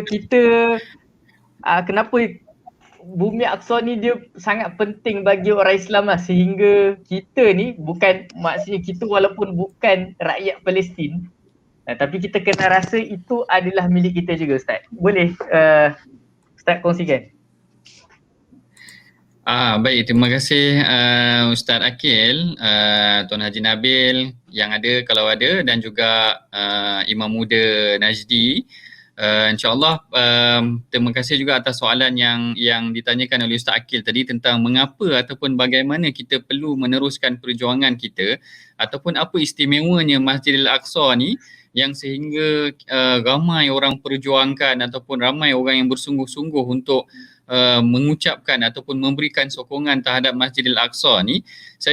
Pada pandangan saya ada 4 poin utama. Ada 4 perkara utama yang kita mesti faham daripada kenapa kita mesti memberikan sokongan juga kepada Masjidil Aqsa ataupun Palestin ni tadi. Yang pertamanya adalah kerana Allah Ta'ala sendiri, seperti mana yang disebutkan oleh Imam Muda Najdi tadi, yang mana Allah Ta'ala kata dalam Quran, Subhanallazi asra bi'abdihi laylan minal masjidil harami ilal masjidil aqsa allazi barakna hawlah. Poin ni, kalau tuan-tuan yang berada di rumah boleh perhatikan kenapa Allah Ta'ala angkat Rasulullah pada malam Isra' dan Mi'raj, tidak terus direct naik daripada Mekah sahaja. Maknanya Allah Ta'ala boleh saja nak naikkan Rasulullah daripada Makkah al-Mukarramah tu tadi, naik Mi'rajnya tu ke langit. Tetapi Allah Ta'ala bawa Rasulullah ke Masjidil Aqsa, menggambarkan bahawa bagaimana sebenarnya Masjidil Aqsa ni mempunyai kedudukan yang istimewa di sisi Allah Ta'ala sendiri, bahkan dalam Islam tu sendiri. Itu yang pertamanya, mana kita boleh dapat gambaran bagaimana Masjidil Aqsa mempunyai satu kedudukan yang sangat istimewa di sisi Allah Ta'ala. Kemudian kita perhatikan juga dalam ayat yang sama, Allah Ta'ala menceritakan, Allah Ta'ala kata barakna haulahu, kami berkati di sekeliling dia. Ini menarik. Perkataan barakna haulahu ni, kami memberkati di sekelilingnya, kita kena fikir betul-betul sebenarnya macam mana Allah Ta'ala berkati Masjidil Aqsa ni. Macam mana Allah Ta'ala berkati Masjidil Aqsa. Ada macam-macam penafsiran yang diberikan oleh para ulama', tetapi antara tafsiran yang menarik juga adalah apa yang disebutkan mengenai tentang barakna haulahu ni, maksudnya kami berkati itu adalah mengajak kita, kebersamaan kita untuk memberkati Masjidil Aqsa. Saya bagi poin dia macam ni, secara mudah dia macam Allah Ta'ala kata inna nahnu nazzalna alaika dzikra wa inna lahu lahafizun. Kami yang turunkan Quran dan kami yang akan memeliharanya. Allah Ta'ala cerita tentang ayat Al-Quran. Poin dekat sini adalah Allah Ta'ala, macam mana Allah Ta'ala pelihara Al-Quran adalah dengan mengajak kita sama-sama memelihara ayat Quran. Maknanya kita hafal ayat Quran, kita tulis Al-Quran dan sebagainya. Macam tu juga bila mana Allah Ta'ala kata barakna haulahu, kami berkati Masjidil Aqsa, bukan sekadar Allah Ta'ala menurunkan kuasa dia ataupun menentukan kesucian Masjidil Aqsa, tetapi menuntut kebersamaan kita untuk turut sama menjaga Masjidil Aqsa. Maknanya apa yang boleh kita buat untuk memelihara Masjidil Aqsa, maknanya bukan sekadar Allah Ta'ala, kalau kita nak katakan mana Allah Ta'ala turunkan tentera, semua Allah Ta'ala boleh buat, tapi apa peranan kita? Jadi daripada poin ayat barakna haulahu tu adalah menuntut kebersamaan kita untuk sama-sama menjaga Masjidil Aqsa. Itu poin yang pertama daripada ayat yang pertama surah Al-Isra'. Allah Ta'ala menunjukkan kepentingan Masjidil Aqsa dalam ayat pertama ni, dan kemudian Allah Ta'ala mengajak kebersamaan kita dalam menjaga Masjidil Aqsa. Itu poin yang pertama. Poin yang kedua juga adalah Rasulullah sendiri menganggap Masjidil Aqsa ni sebagai satu kedudukan yang sangat istimewa, kerana Masjidil Aqsa ni Rasulullah sebut secara direct. Rasulullah sebut dalam sebuah hadis secara direct, Rasulullah kata la tushaddu rihal ila thalathati masajid.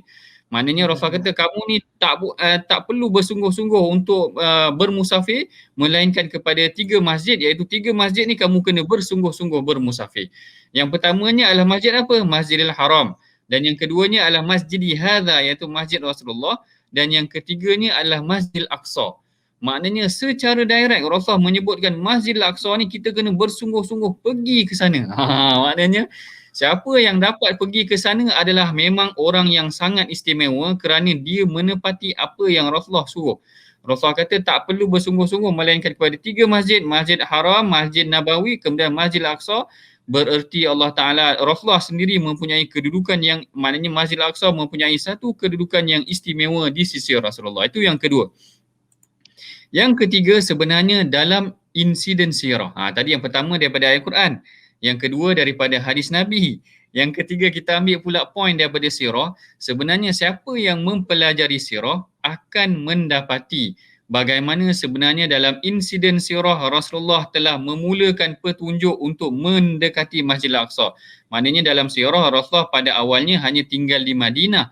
Tetapi dalam beberapa peperangan kita dapati sebenarnya Rasulullah telah mula mendekati Masjid Al-Aqsa itu sendiri.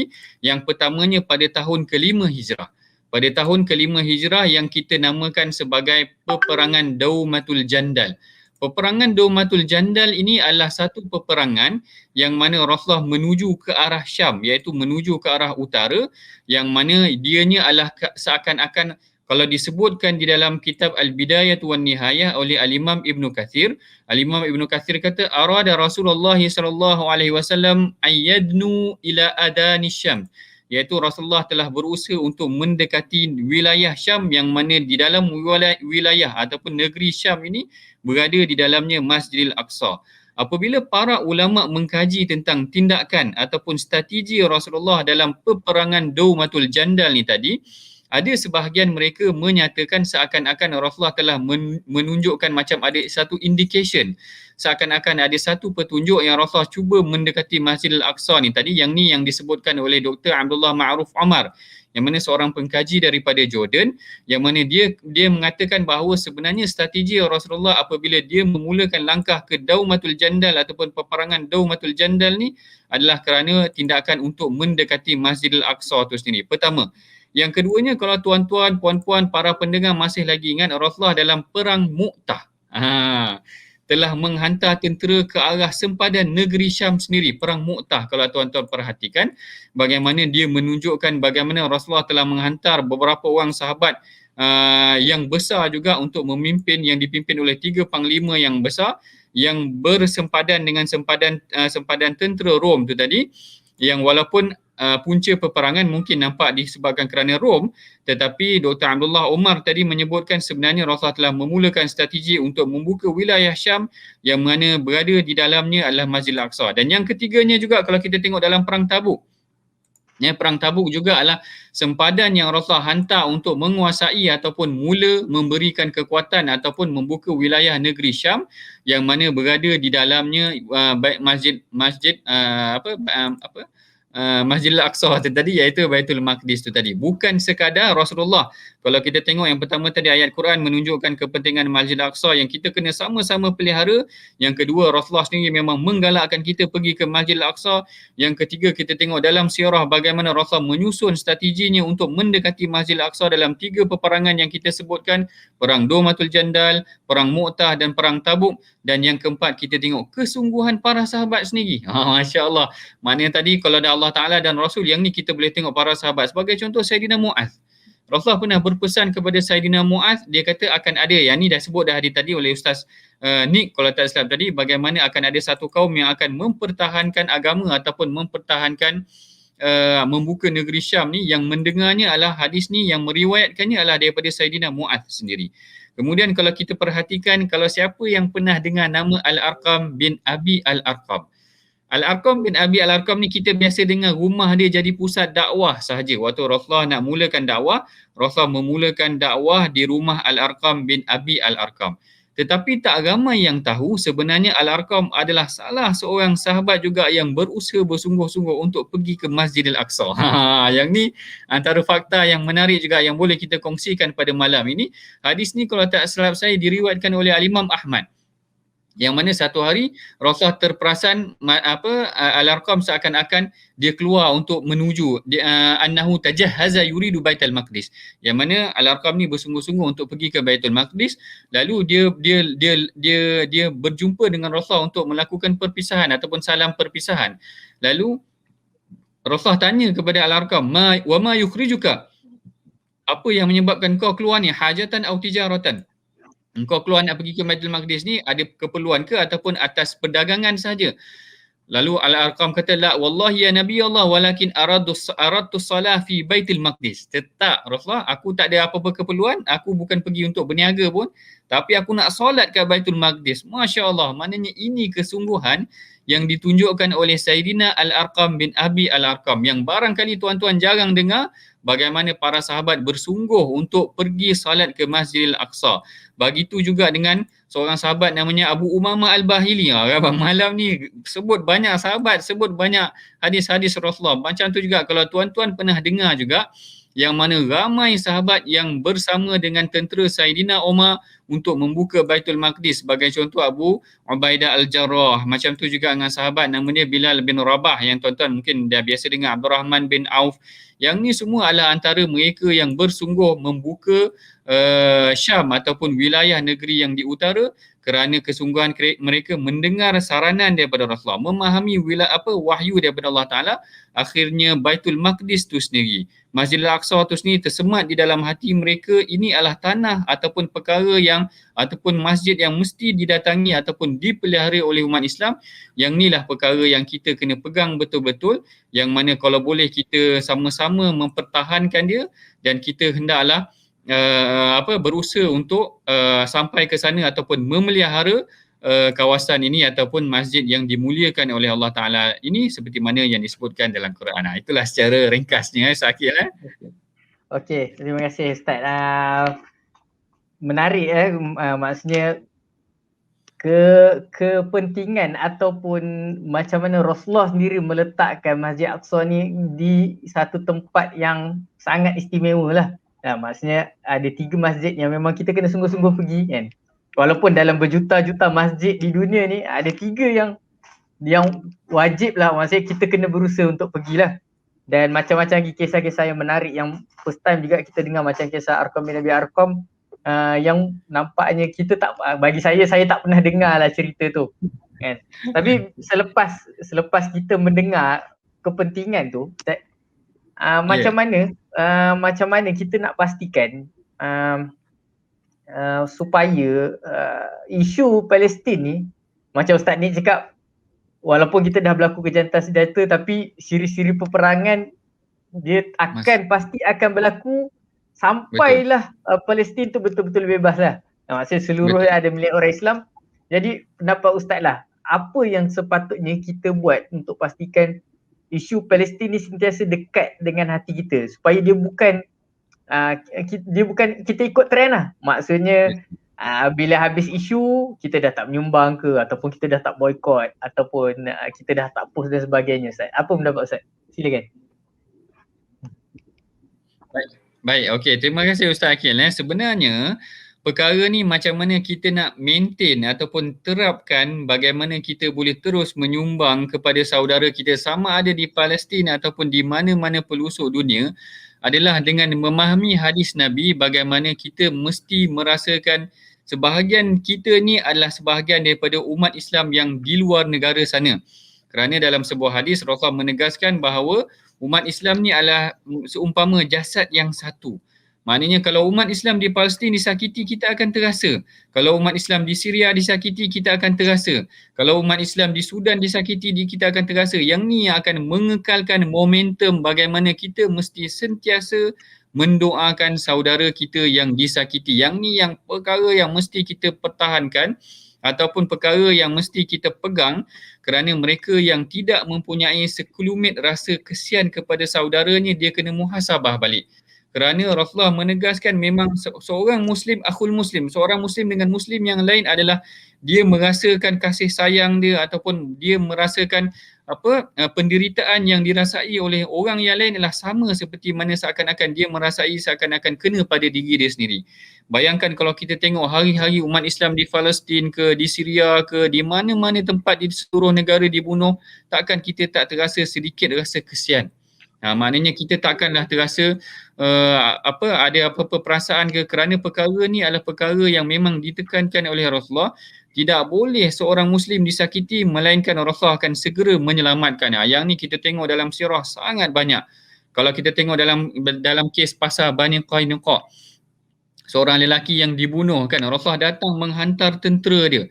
Tak boleh seorang Muslim tu disakiti sahaja Rasulullah akan segera datang untuk menyelamatkan. Yang inilah tanggungjawab yang kita mesti pegang. Setiap kali ada seorang saudara kita disakiti, tidak kira di mana sahaja, maknanya kita mestilah mengasai penderitaan mereka, dan yang inilah yang pada pandangan saya akan mengekalkan momentum untuk kita terus menyumbang ataupun mendukung perjuangan saudara kita yang berada di Palestin. Tuan-tuan, puan-puan, para pendengar, perhatikan bagaimana bila mana ada 30 ataupun 70 para hufaz, para penghafal Al-Quran yang Rasulullah hantar untuk mendidik kaum Arab daripada Najd untuk menghantar mereka menghafal Al-Quran, tiba-tiba mereka diserang di Bi'ru Ma'unah, satu tempat yang mana dia berada di sebelum sampai kepada Najd tu sendiri, iaitu Bi'ru Ma'unah. Mereka ni diserang. Akhirnya Rasulullah mendoakan ke atas 3 kabilah ataupun bani yang menyakiti umat Islam ni, Ra'lin, Zakwan dengan Bani Lahyan kalau tak silap saya, yang mana Rasulullah mendoakan selama sebulan, konsisten sebulan. Walaupun peristiwa tu hanya berlaku 1 hari, Rasulullah mendoakan selama sebulan. Bayangkan hari ni Palestin, barangkali saudara kita disakiti setiap hari. Sebaiknya maknanya kita konsisten untuk mendoakan kita sebanyak mungkin, kerana mereka memang disakiti sepanjang masa ataupun setiap hari. Perkara ni memang biar kita sentiasa hidupkan. Ini yang pertamanya, yang mana kita kena mengambil berat tentang saudara kita yang berada di luar negara, tidak kira sama ada di Palestin ke, di Syria ke, di Iraq ke, di mana-mana mereka berada, yang ni yang akan menghidupkan kita punya semangat. Yang pertama maknanya kita mengambil pengetahuan tentang mereka. Yang keduanya, saya kira juga sebenarnya kita juga hendaklah bertindak, bukan sekadar kita mengambil tahu sahaja, maknanya bukan sekadar kita mengambil peduli, bahkan kita mestilah bertindak untuk memberikan kesedaran kepada saudara kita yang lain. Yang ni adalah salah satu tanggungjawab kita juga. Maknanya kalau kita perhatikan, Rasulullah bukan sahaja dia mendidik para sahabat supaya mendoakan ataupun membantu sahabat-sahabat yang lain yang kesusahan, bahkan Rasulullah sendiri mendidik para sahabat agar maknanya menghidupkan kesedaran, ataupun Rasulullah bertindak menghidupkan kesedaran di kalangan para sahabat. Bahkan meminta mereka membantu sahabat-sahabat mereka yang susah. Yang ni kalau kita tengok awal para sahabat datang berhijrah ke Madinah, mereka dapati ramai sahabat-sahabat yang susah. Lalu Rasulullah minta maknanya para sahabat yang di Madinah membantu para sahabat yang datang muhajirin tu tadi. Macam tu juga itu kalau kita tengok kesusahan dari aspek kekurangan, maknanya harta dan sebagainya.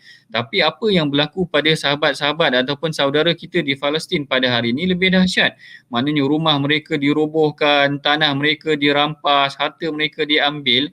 Adalah satu kewajipan juga pada saya buat kita untuk memberikan kesedaran kepada masyarakat kita. Maknanya kalau kita mungkin tak berpengaruh sangat dari aspek media sosial, mungkin sekurang-kurangnya kita boleh menghidupkan kesedaran tu dalam diri anak-anak kita sendiri. Maknanya kita ajak mereka, berikan mereka kesedaran tentang kesusahan anak-anak di Palestin, mana mereka susah dan sebagainya. Mulakan dengan keluarga kita dahulu, kemudian mungkin kita boleh mulakan juga dengan kawan-kawan kita. Kemudian kalau kita mempunyai pengaruh yang lebih luas sikit, mungkin ada anak-anak pelajar kita ataupun orang-orang yang bekerja dengan kita, galakkan mereka menyumbang untuk membantu saudara kita di Palestin. Kerana kekuatan untuk menyumbang ni akhirnya sebenarnya adalah kembali kepada kekuatan jiwa seseorang. Dan maknanya seseorang tu dinilai sebagai orang yang kuat jiwanya adalah apabila mereka mampu untuk mengeluarkan perkara yang mereka sayang.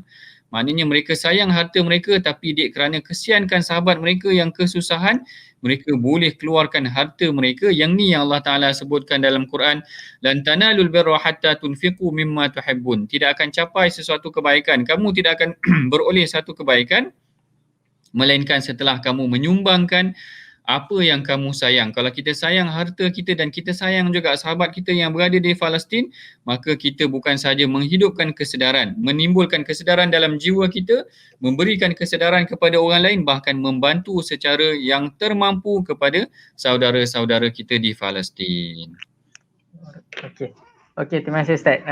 Satu kupasan yang menarik, maksudnya satu adalah isu ni sebenarnya kalau kita tahu dia dah berlaku lebih kurang maksudnya 1948 dalam 74 tahun dan sekitar tu.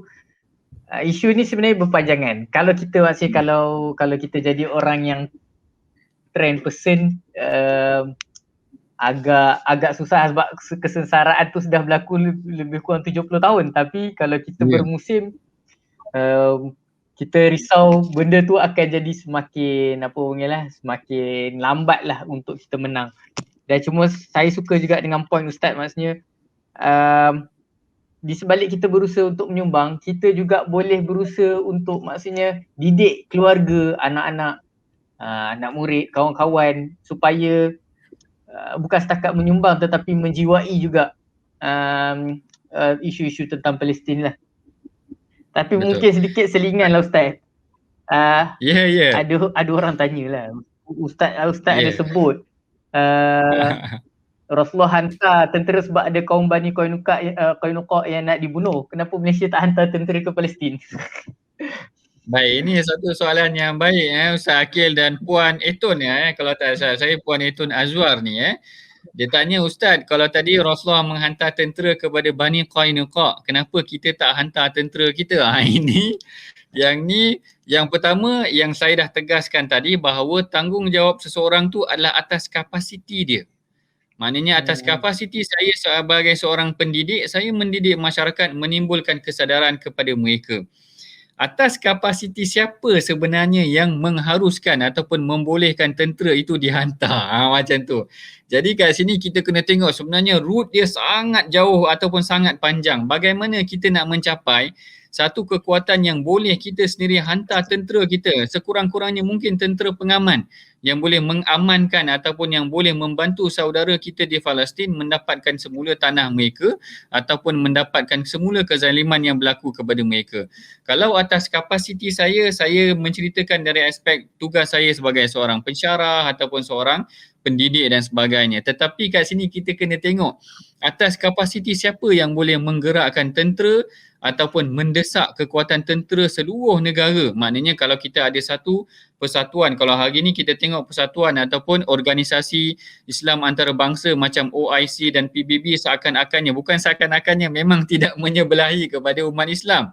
Tetapi bagaimana kita boleh bertindak sebagai initiator yang kita initiate, kita boleh memulakan tugas untuk sekurang-kurangnya mereka mula menggerakkan ke arah membantu umat Islam. Kalau kita tak mampu lagi hantar tentera, katakan macam tu. Maknanya yang ni kita kena tengok atas skop yang berbeza juga. Maknanya kekuatan politik bagaimana, kekuatan pendidikan bagaimana, kekuatan ketenteraan bagaimana. Setiap ruang yang ada kita boleh buat.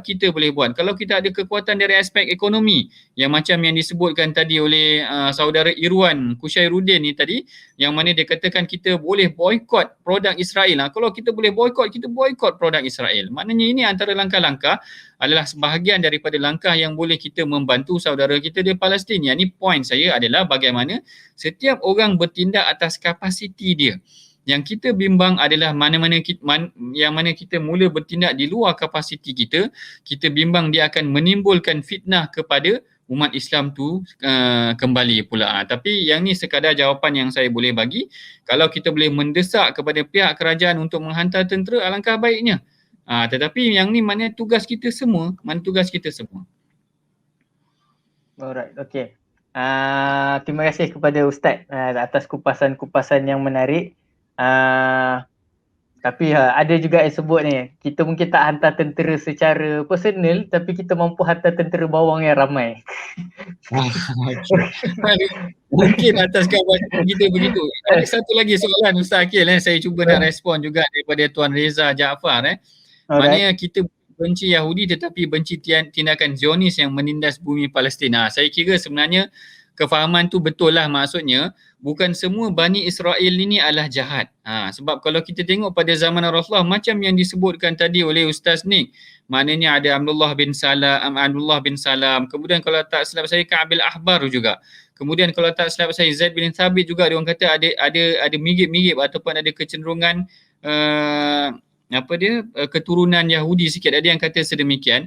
Maknanya para sahabat di kalangan kaum Bani Israel ni ataupun Yahudi ni ada, dan Rasulullah tak pun memberikan satu tindakan yang keras terhadap mereka. Apa yang dilarang adalah seperti mana yang disebutkan dalam Quran daripada sifat-sifat mereka. Sifat membenci orang yang beriman, sifat yang mengkhianati perjanjian dengan orang beriman, sifat yang bersifat seperti orang munafik yang membohong dan mengkhianati orang beriman ni semua tadi. Yang ni yang kita benci tindakan mereka. Apa pun nama mereka, ada yang katakan nama mereka ni Zionis. Tak kisahlah nama dia orang Zionis ke, nama dia orang Yahudi ke, nama dia orang Israel ke, selagi mana sifat-sifat mereka ni bertepatan dengan ciri yang Allah Ta'ala sebutkan dalam Quran, saya kira itu adalah antara tindakan yang pendirian yang kita kena buat sebagaimana pendirian yang Rasulullah buat kepada kaum Yahudi ketika mana berada di Madinah. Sebenarnya contoh yang diberikan Rasulullah adalah sangat baik, maknanya bukan semua Yahudi itu Rasulullah benci. Mana kalau tuan-tuan pernah ingat ada sebuah hadis, ada seorang Yahudi sakit, budak Yahudi sakit, iaitu budak lah, maknanya orang suruhan ataupun gulam Yahudiun yang disebut dalam hadis. Ada seorang budak Yahudi ni sakit, Rasulullah datang ziarah. Dan akhirnya akhirnya kalau tak silap saya, Yahudi tu memeluk Islam kerana Rasulullah berbuat baik dengan mereka. Kalau kita tengok sebenarnya dalam banyak hadis, ada juga contoh-contoh yang Rasulullah menunjukkan contoh yang baik kepada ahli kitab ni. Maknanya tidaklah semuanya diberikan tindakan yang keras. Yang ni yang Allah Ta'ala kata, Allah Ta'ala tidak, la yanhakumullahu 'anil ladzina lam yuqatilukum fid dinin walam yukhrijukum an diyarikum an tabarruhum wa tuqsitu ilaihim. Allah Ta'ala tak larang kamu nak berbuat baik dengan orang-orang yang tidak memerangi kamu ataupun tidak bertindak seperti mana sifat-sifat yang ditunjukkan di dalam Al-Quran tu sendiri. Itu secara ringkas Ustaz Akil tentang respon kepada soalan tadi. Alright, okay. Terima kasih banyak Ustaz atas kupasan yang sangat menarik lah pada hari ini. Jadi sebelum untuk mana para penonton yang masih setia bersama kami, kalau ada apa-apa soalan mungkin boleh tulis di ruangan komen, kita akan cuba dapatkan apa yang boleh kita jawab. Jadi untuk slot seterusnya kita ucapkan sekali lagi terima kasih pada Ustaz Sanusi kerana sudi meluangkan masa. Dan sebelum kita berakhir, kita mungkin nak jemput sekali lagi Ustaz Nik Muhammad Rafi'i. Okay. Mungkin sebab Ustaz Nik sendiri maksudnya setiap hari Ustaz menghabiskan masa dengan isu-isu Palestin ni lah. Maksudnya Ustaz sendiri bekerja di bawah syarikat yang memang menguruskan ataupun menguruskan tentang Palestin ni setiap hari. Jadi mungkin Ustaz ada apa-apa mesej ataupun pesanan untuk kita simpulkan kita punya malam solidariti bersama Palestin pada hari ini, Ustaz. Silakan Ustaz. Bismillahirrahmanirrahim. Assalamualaikum warahmatullahi wabarakatuh. Apa yang saya boleh simpulkan Jadi ini yang terlintas lah dalam kepala saya. Sebab bila kita sebut isu Palestin ni, benda yang saya risau dan saya takut pada sedang penonton adalah apabila kita jadikan isu ni isu yang hangat hanya semata-mata disebabkan satu tempoh yang tertentu. Dan itu saya risau. Jadi kalau kita tengok sekarang ni, ialah bila banyak NGO kutip duit semua, alhamdulillah itu semua kesedaran-kesedaran yang Allah bagi kepada kita. Dan bila kita ada sedar, kesedaran tu datang kepada kita, jangan kita biarkan begitu saja. Dan kita mesti buat something. Dan kalau kita ni sebelum ni tak pernah menyumbangkan duit untuk mereka yang berada di sana, dan kena keluarkan walaupun RM1, dan itu adalah usaha. Dan kalau kita baru belajar untuk bagi RM1 dan pada setiap Jumaat, dan untuk Jumaat seterusnya kita cuba istiqamah lagi begitu. Dan hinggalah sampai bila? Dan hinggalah Allah datangkan kemenangan untuk Islam, dan ataupun kita sendiri mati dalam keadaan kita adalah orang yang konsisten dan bersedekah pada Palestin sebanyak RM1 saja pada setiap hari Jumaat. Dan jadi kalau Allah panjangkan umur kita, maka panjanglah. Dan nilai RM1 tu makin besar maksudnya itu. Dan itu yang pertama. Dan mesti wajib konsisten dalam isu sedekah bagi sumbangan. Yang kedua dari segi sudut kefahaman. Dan alhamdulillah macam Ustaz Akil sebut, saya bekerja di dalam Palestin sendiri, dan alhamdulillah Palestin dah 15 tahun kita memperjuangkan ataupun kita bawa isu ni kepada masyarakat. Dan kadang mungkin orang nampak Palestin ni dia banyak nak duit sebetulnya tetap, tapi dia bawa kepada kesedaran. Dan banyak projek ataupun aktiviti yang kita buat, kita bagi pada masyarakat sebagai awareness. Dan kita pergi pada sekolah, anak-anak yang kecil daripada Little Khalif tu, dan baru 5 tahun 6 tahun kita bagi pendidikan Palestin. Dan pergi pada sekolah, dan kita dedah Palestin. Sebab apa? Dan bagi dia faham itu adalah kita punya perjuangan. Kan? Kita nak mati walaupun kita mungkin kata kita tak mampu untuk mati syahid dengan bersama-sama mereka, tapi kita ada niat kan, untuk memperjuangkan tanah Palestin. Dan sebab apa? Itulah yang dijadikan Allah Ta'ala, dan itulah tanah perjuangan yang mana sentiasa berperang sampailah dan sekarang. Dan kita hidup aman damai, dan boleh rumah mungkin ada kipas, ada aircon, tapi kalau kita tengok gambar diorang kat sana, Masya Allah, diorang boleh duduk atas sofa relax macam biasa. Rupa-rupanya rumah tak ada dinding. Sebab apa? Baru kena bom, tapi relax dia kan, boleh gelak, boleh ketawa apa semua. Masya Allah, itulah kehebatan dia. Dan tapi dekat situ dia bukan mudah sebenarnya. Dan kita bila kita hadapi dan kita tak pasti kita mampu tak nak hadapi suasana macam tu.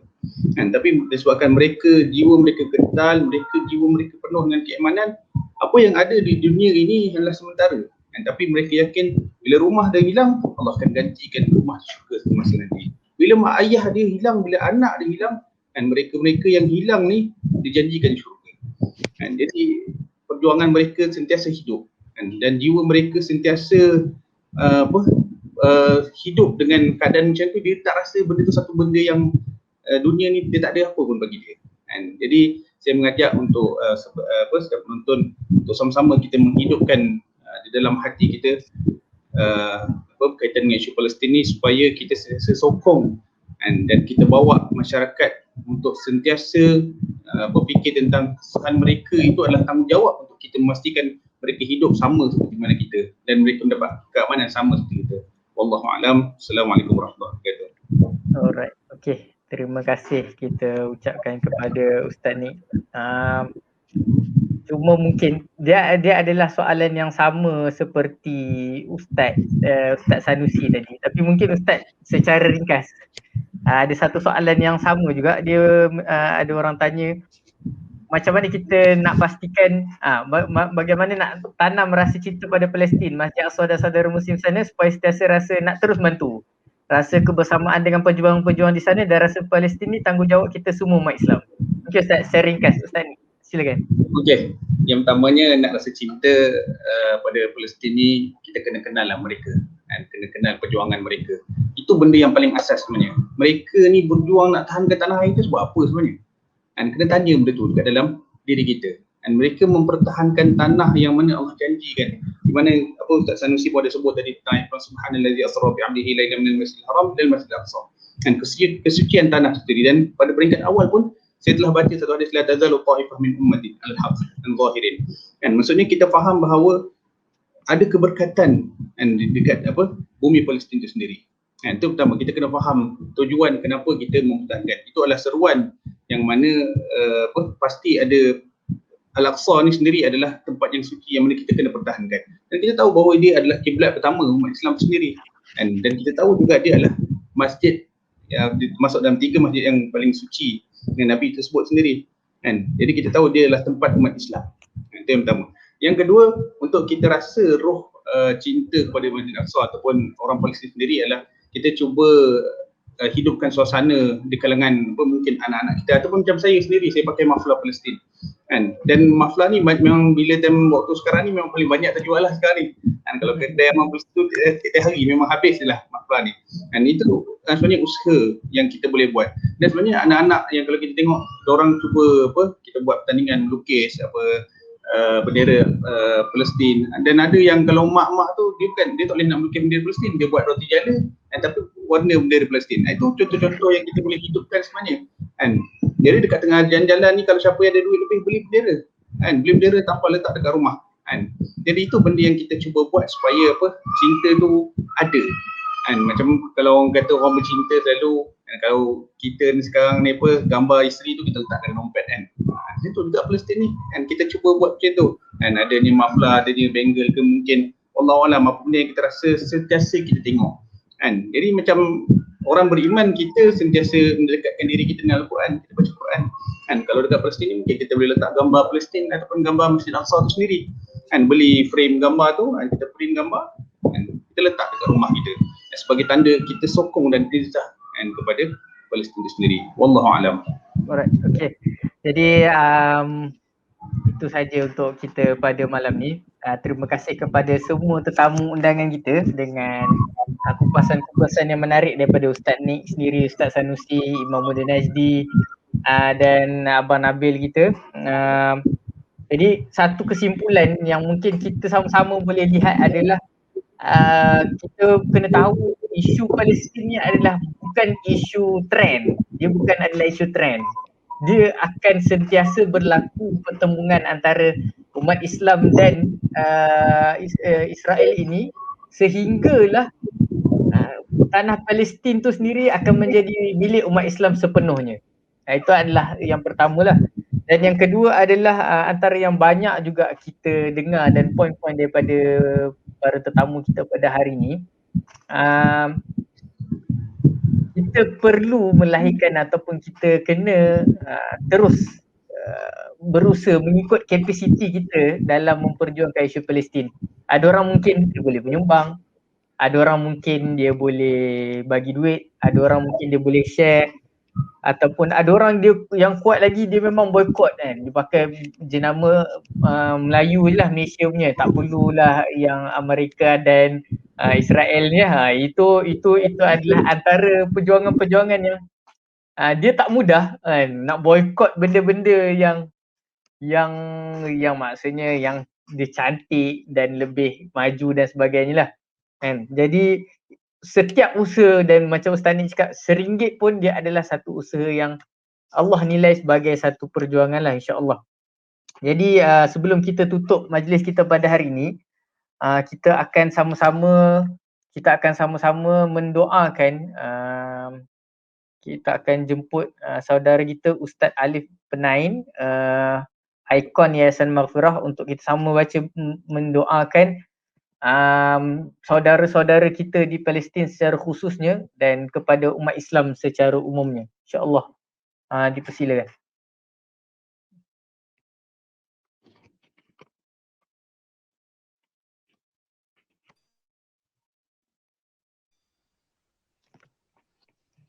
Astaghfirullahalazim, astaghfirullahalazim, astaghfirullahalazim. Innallaha ghafurur rahim. Al-Fatihah. A'udzu billahi minasy syaithanir rajim. Bismillahirrahmanir rahim. Alhamdulillahi rabbil alamin. Ar-Rahmanir Rahim. Maliki yaumiddin. Iyyaka na'budu wa iyyaka nasta'in. اهدنا الصراط المستقيم صراط الذين أنعمت عليهم غير المغضوب عليهم ولا الضالين آمين. أعوذ بالله من الشيطان الرجيم بسم الله الرحمن الرحيم الحمد لله رب العالمين والصلاة والسلام على أشرف الأنبياء والمرسلين وعلى آله وصحبه أجمعين.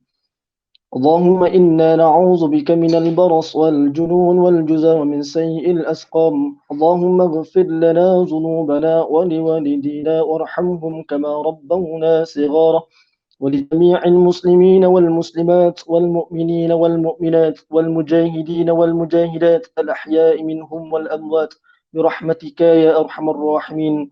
اللهم اهدنا فيمن هديت وعافنا فيمن عافيت وتولنا فيمن توليت وبارك لنا فيما أعطيت وقنا برحمتك شر ما قضيت فإنك تقضي ولا يقضى عليك وإنه لا يذل من واليت ولا يعز من عاديت تباركت ربنا وتعاليك فلك الحمد على ما قضيت ونستغفرك اللهم من جميع الذنوب والخطايا ونتوب إليك.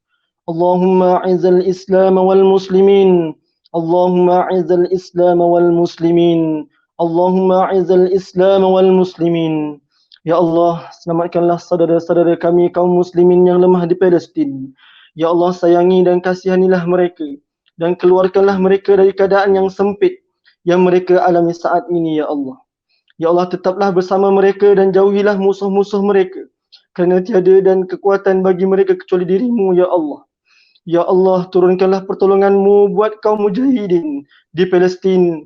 Ya Allah, tolonglah mereka menghadapi kaum Yahudi dan penolong-penolong mereka dari golongan kufar dan kaum munafik ya Allah. Ya Allah, tepatkanlah bidikan mereka, rapatkanlah saf perjuangan mereka dan satukanlah kalimat mereka di atas kebenaran ya Allah. Ya Allah ya Hayyu ya Qayyum, ya Allah terimalah syuhada mereka dan sembuhkanlah yang luka dan sakit dari kalangan mereka. اللهم إنا نجعلك في نحور أعدائنا ونعوذ بك من شرورهم. اللهم بدد شملهم وفرق جمعهم وشتت كلمتهم وزلزل أقدامهم وسلط عليهم كلبا من كلابك يا قهار يا جبار يا منتقم يا الله يا الله يا الله. اللهم يا منزل الكتاب يا مجري السحاب وهازم الأحزاب ihzimhum wansurna alaihim. Ya Allah, turunkanlah hukuman-Mu atas kaum Yahudi yang telah melakukan kezaliman dan membunuh saudara-saudara kaum muslimin di Palestin ya Allah. Ya Allah, hukumlah mereka. Kau hukumlah mereka, sesungguhnya mereka tidak mampu melemahkan-Mu ya Allah. Ya Allah, cerai-beraikanlah mereka, porak-perandakanlah kesatuan mereka dan turunkanlah balasan-Mu ke atas mereka. Ya Allah, kumpulkan dan binasakanlah mereka dan janganlah Engkau sisakan sedikit pun dari mereka. Ya Allah ya Zal Jalali wal Ikram. Allahumma inna na'udzu bika minal baras wal jununi wal juzam wa min sayyi'il asqam. Bismillahilladzi la yadurru ma'a ismihi syai'un fil ardi wa la fis sama' wa huwas sami'ul alim. Ya Allah, sesungguhnya kami mohon kepada Engkau kebaikan hari ini, kemenangan, pertolongan, cahayanya, keberkatannya dan petunjuknya. Dan kami mohon perlindungan kepada Engkau ya Allah dari kejahatan sesuatu yang ada di dalamnya dan kejahatan sesuatu sesudahnya.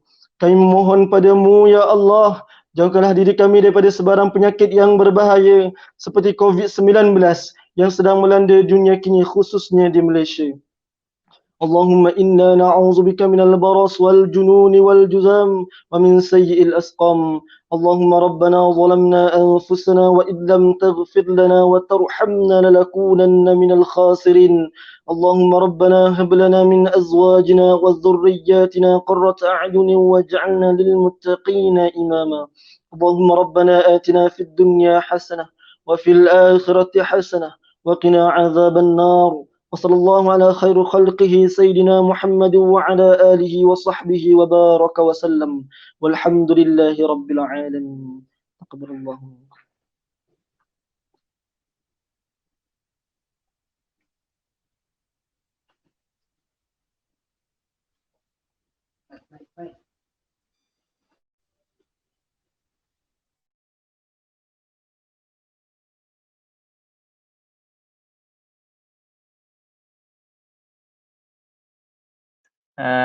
Okey. Terima kasih kepada saudara Alif bin Penain atas bacaan doa beliau. Kita dan untuk kita dah bersiaran hampir 2 jam pada hari ini. Jadi kami daripada Yayasan Maghfirah mengucapkan jutaan terima kasih kepada para tetamu jemputan, Ustaz Sanusi, Ustaz Nik Rafi'i, Imam Muda Najdi dan Saudara Nabil Ahmad atas kesudian untuk bersama kami pada malam ni. Dan yang keduanya kami mengucapkan jutaan terima kasih juga kepada para penonton yang setia bersama kami daripada awal rancangan atau awal program kita pada hari ini.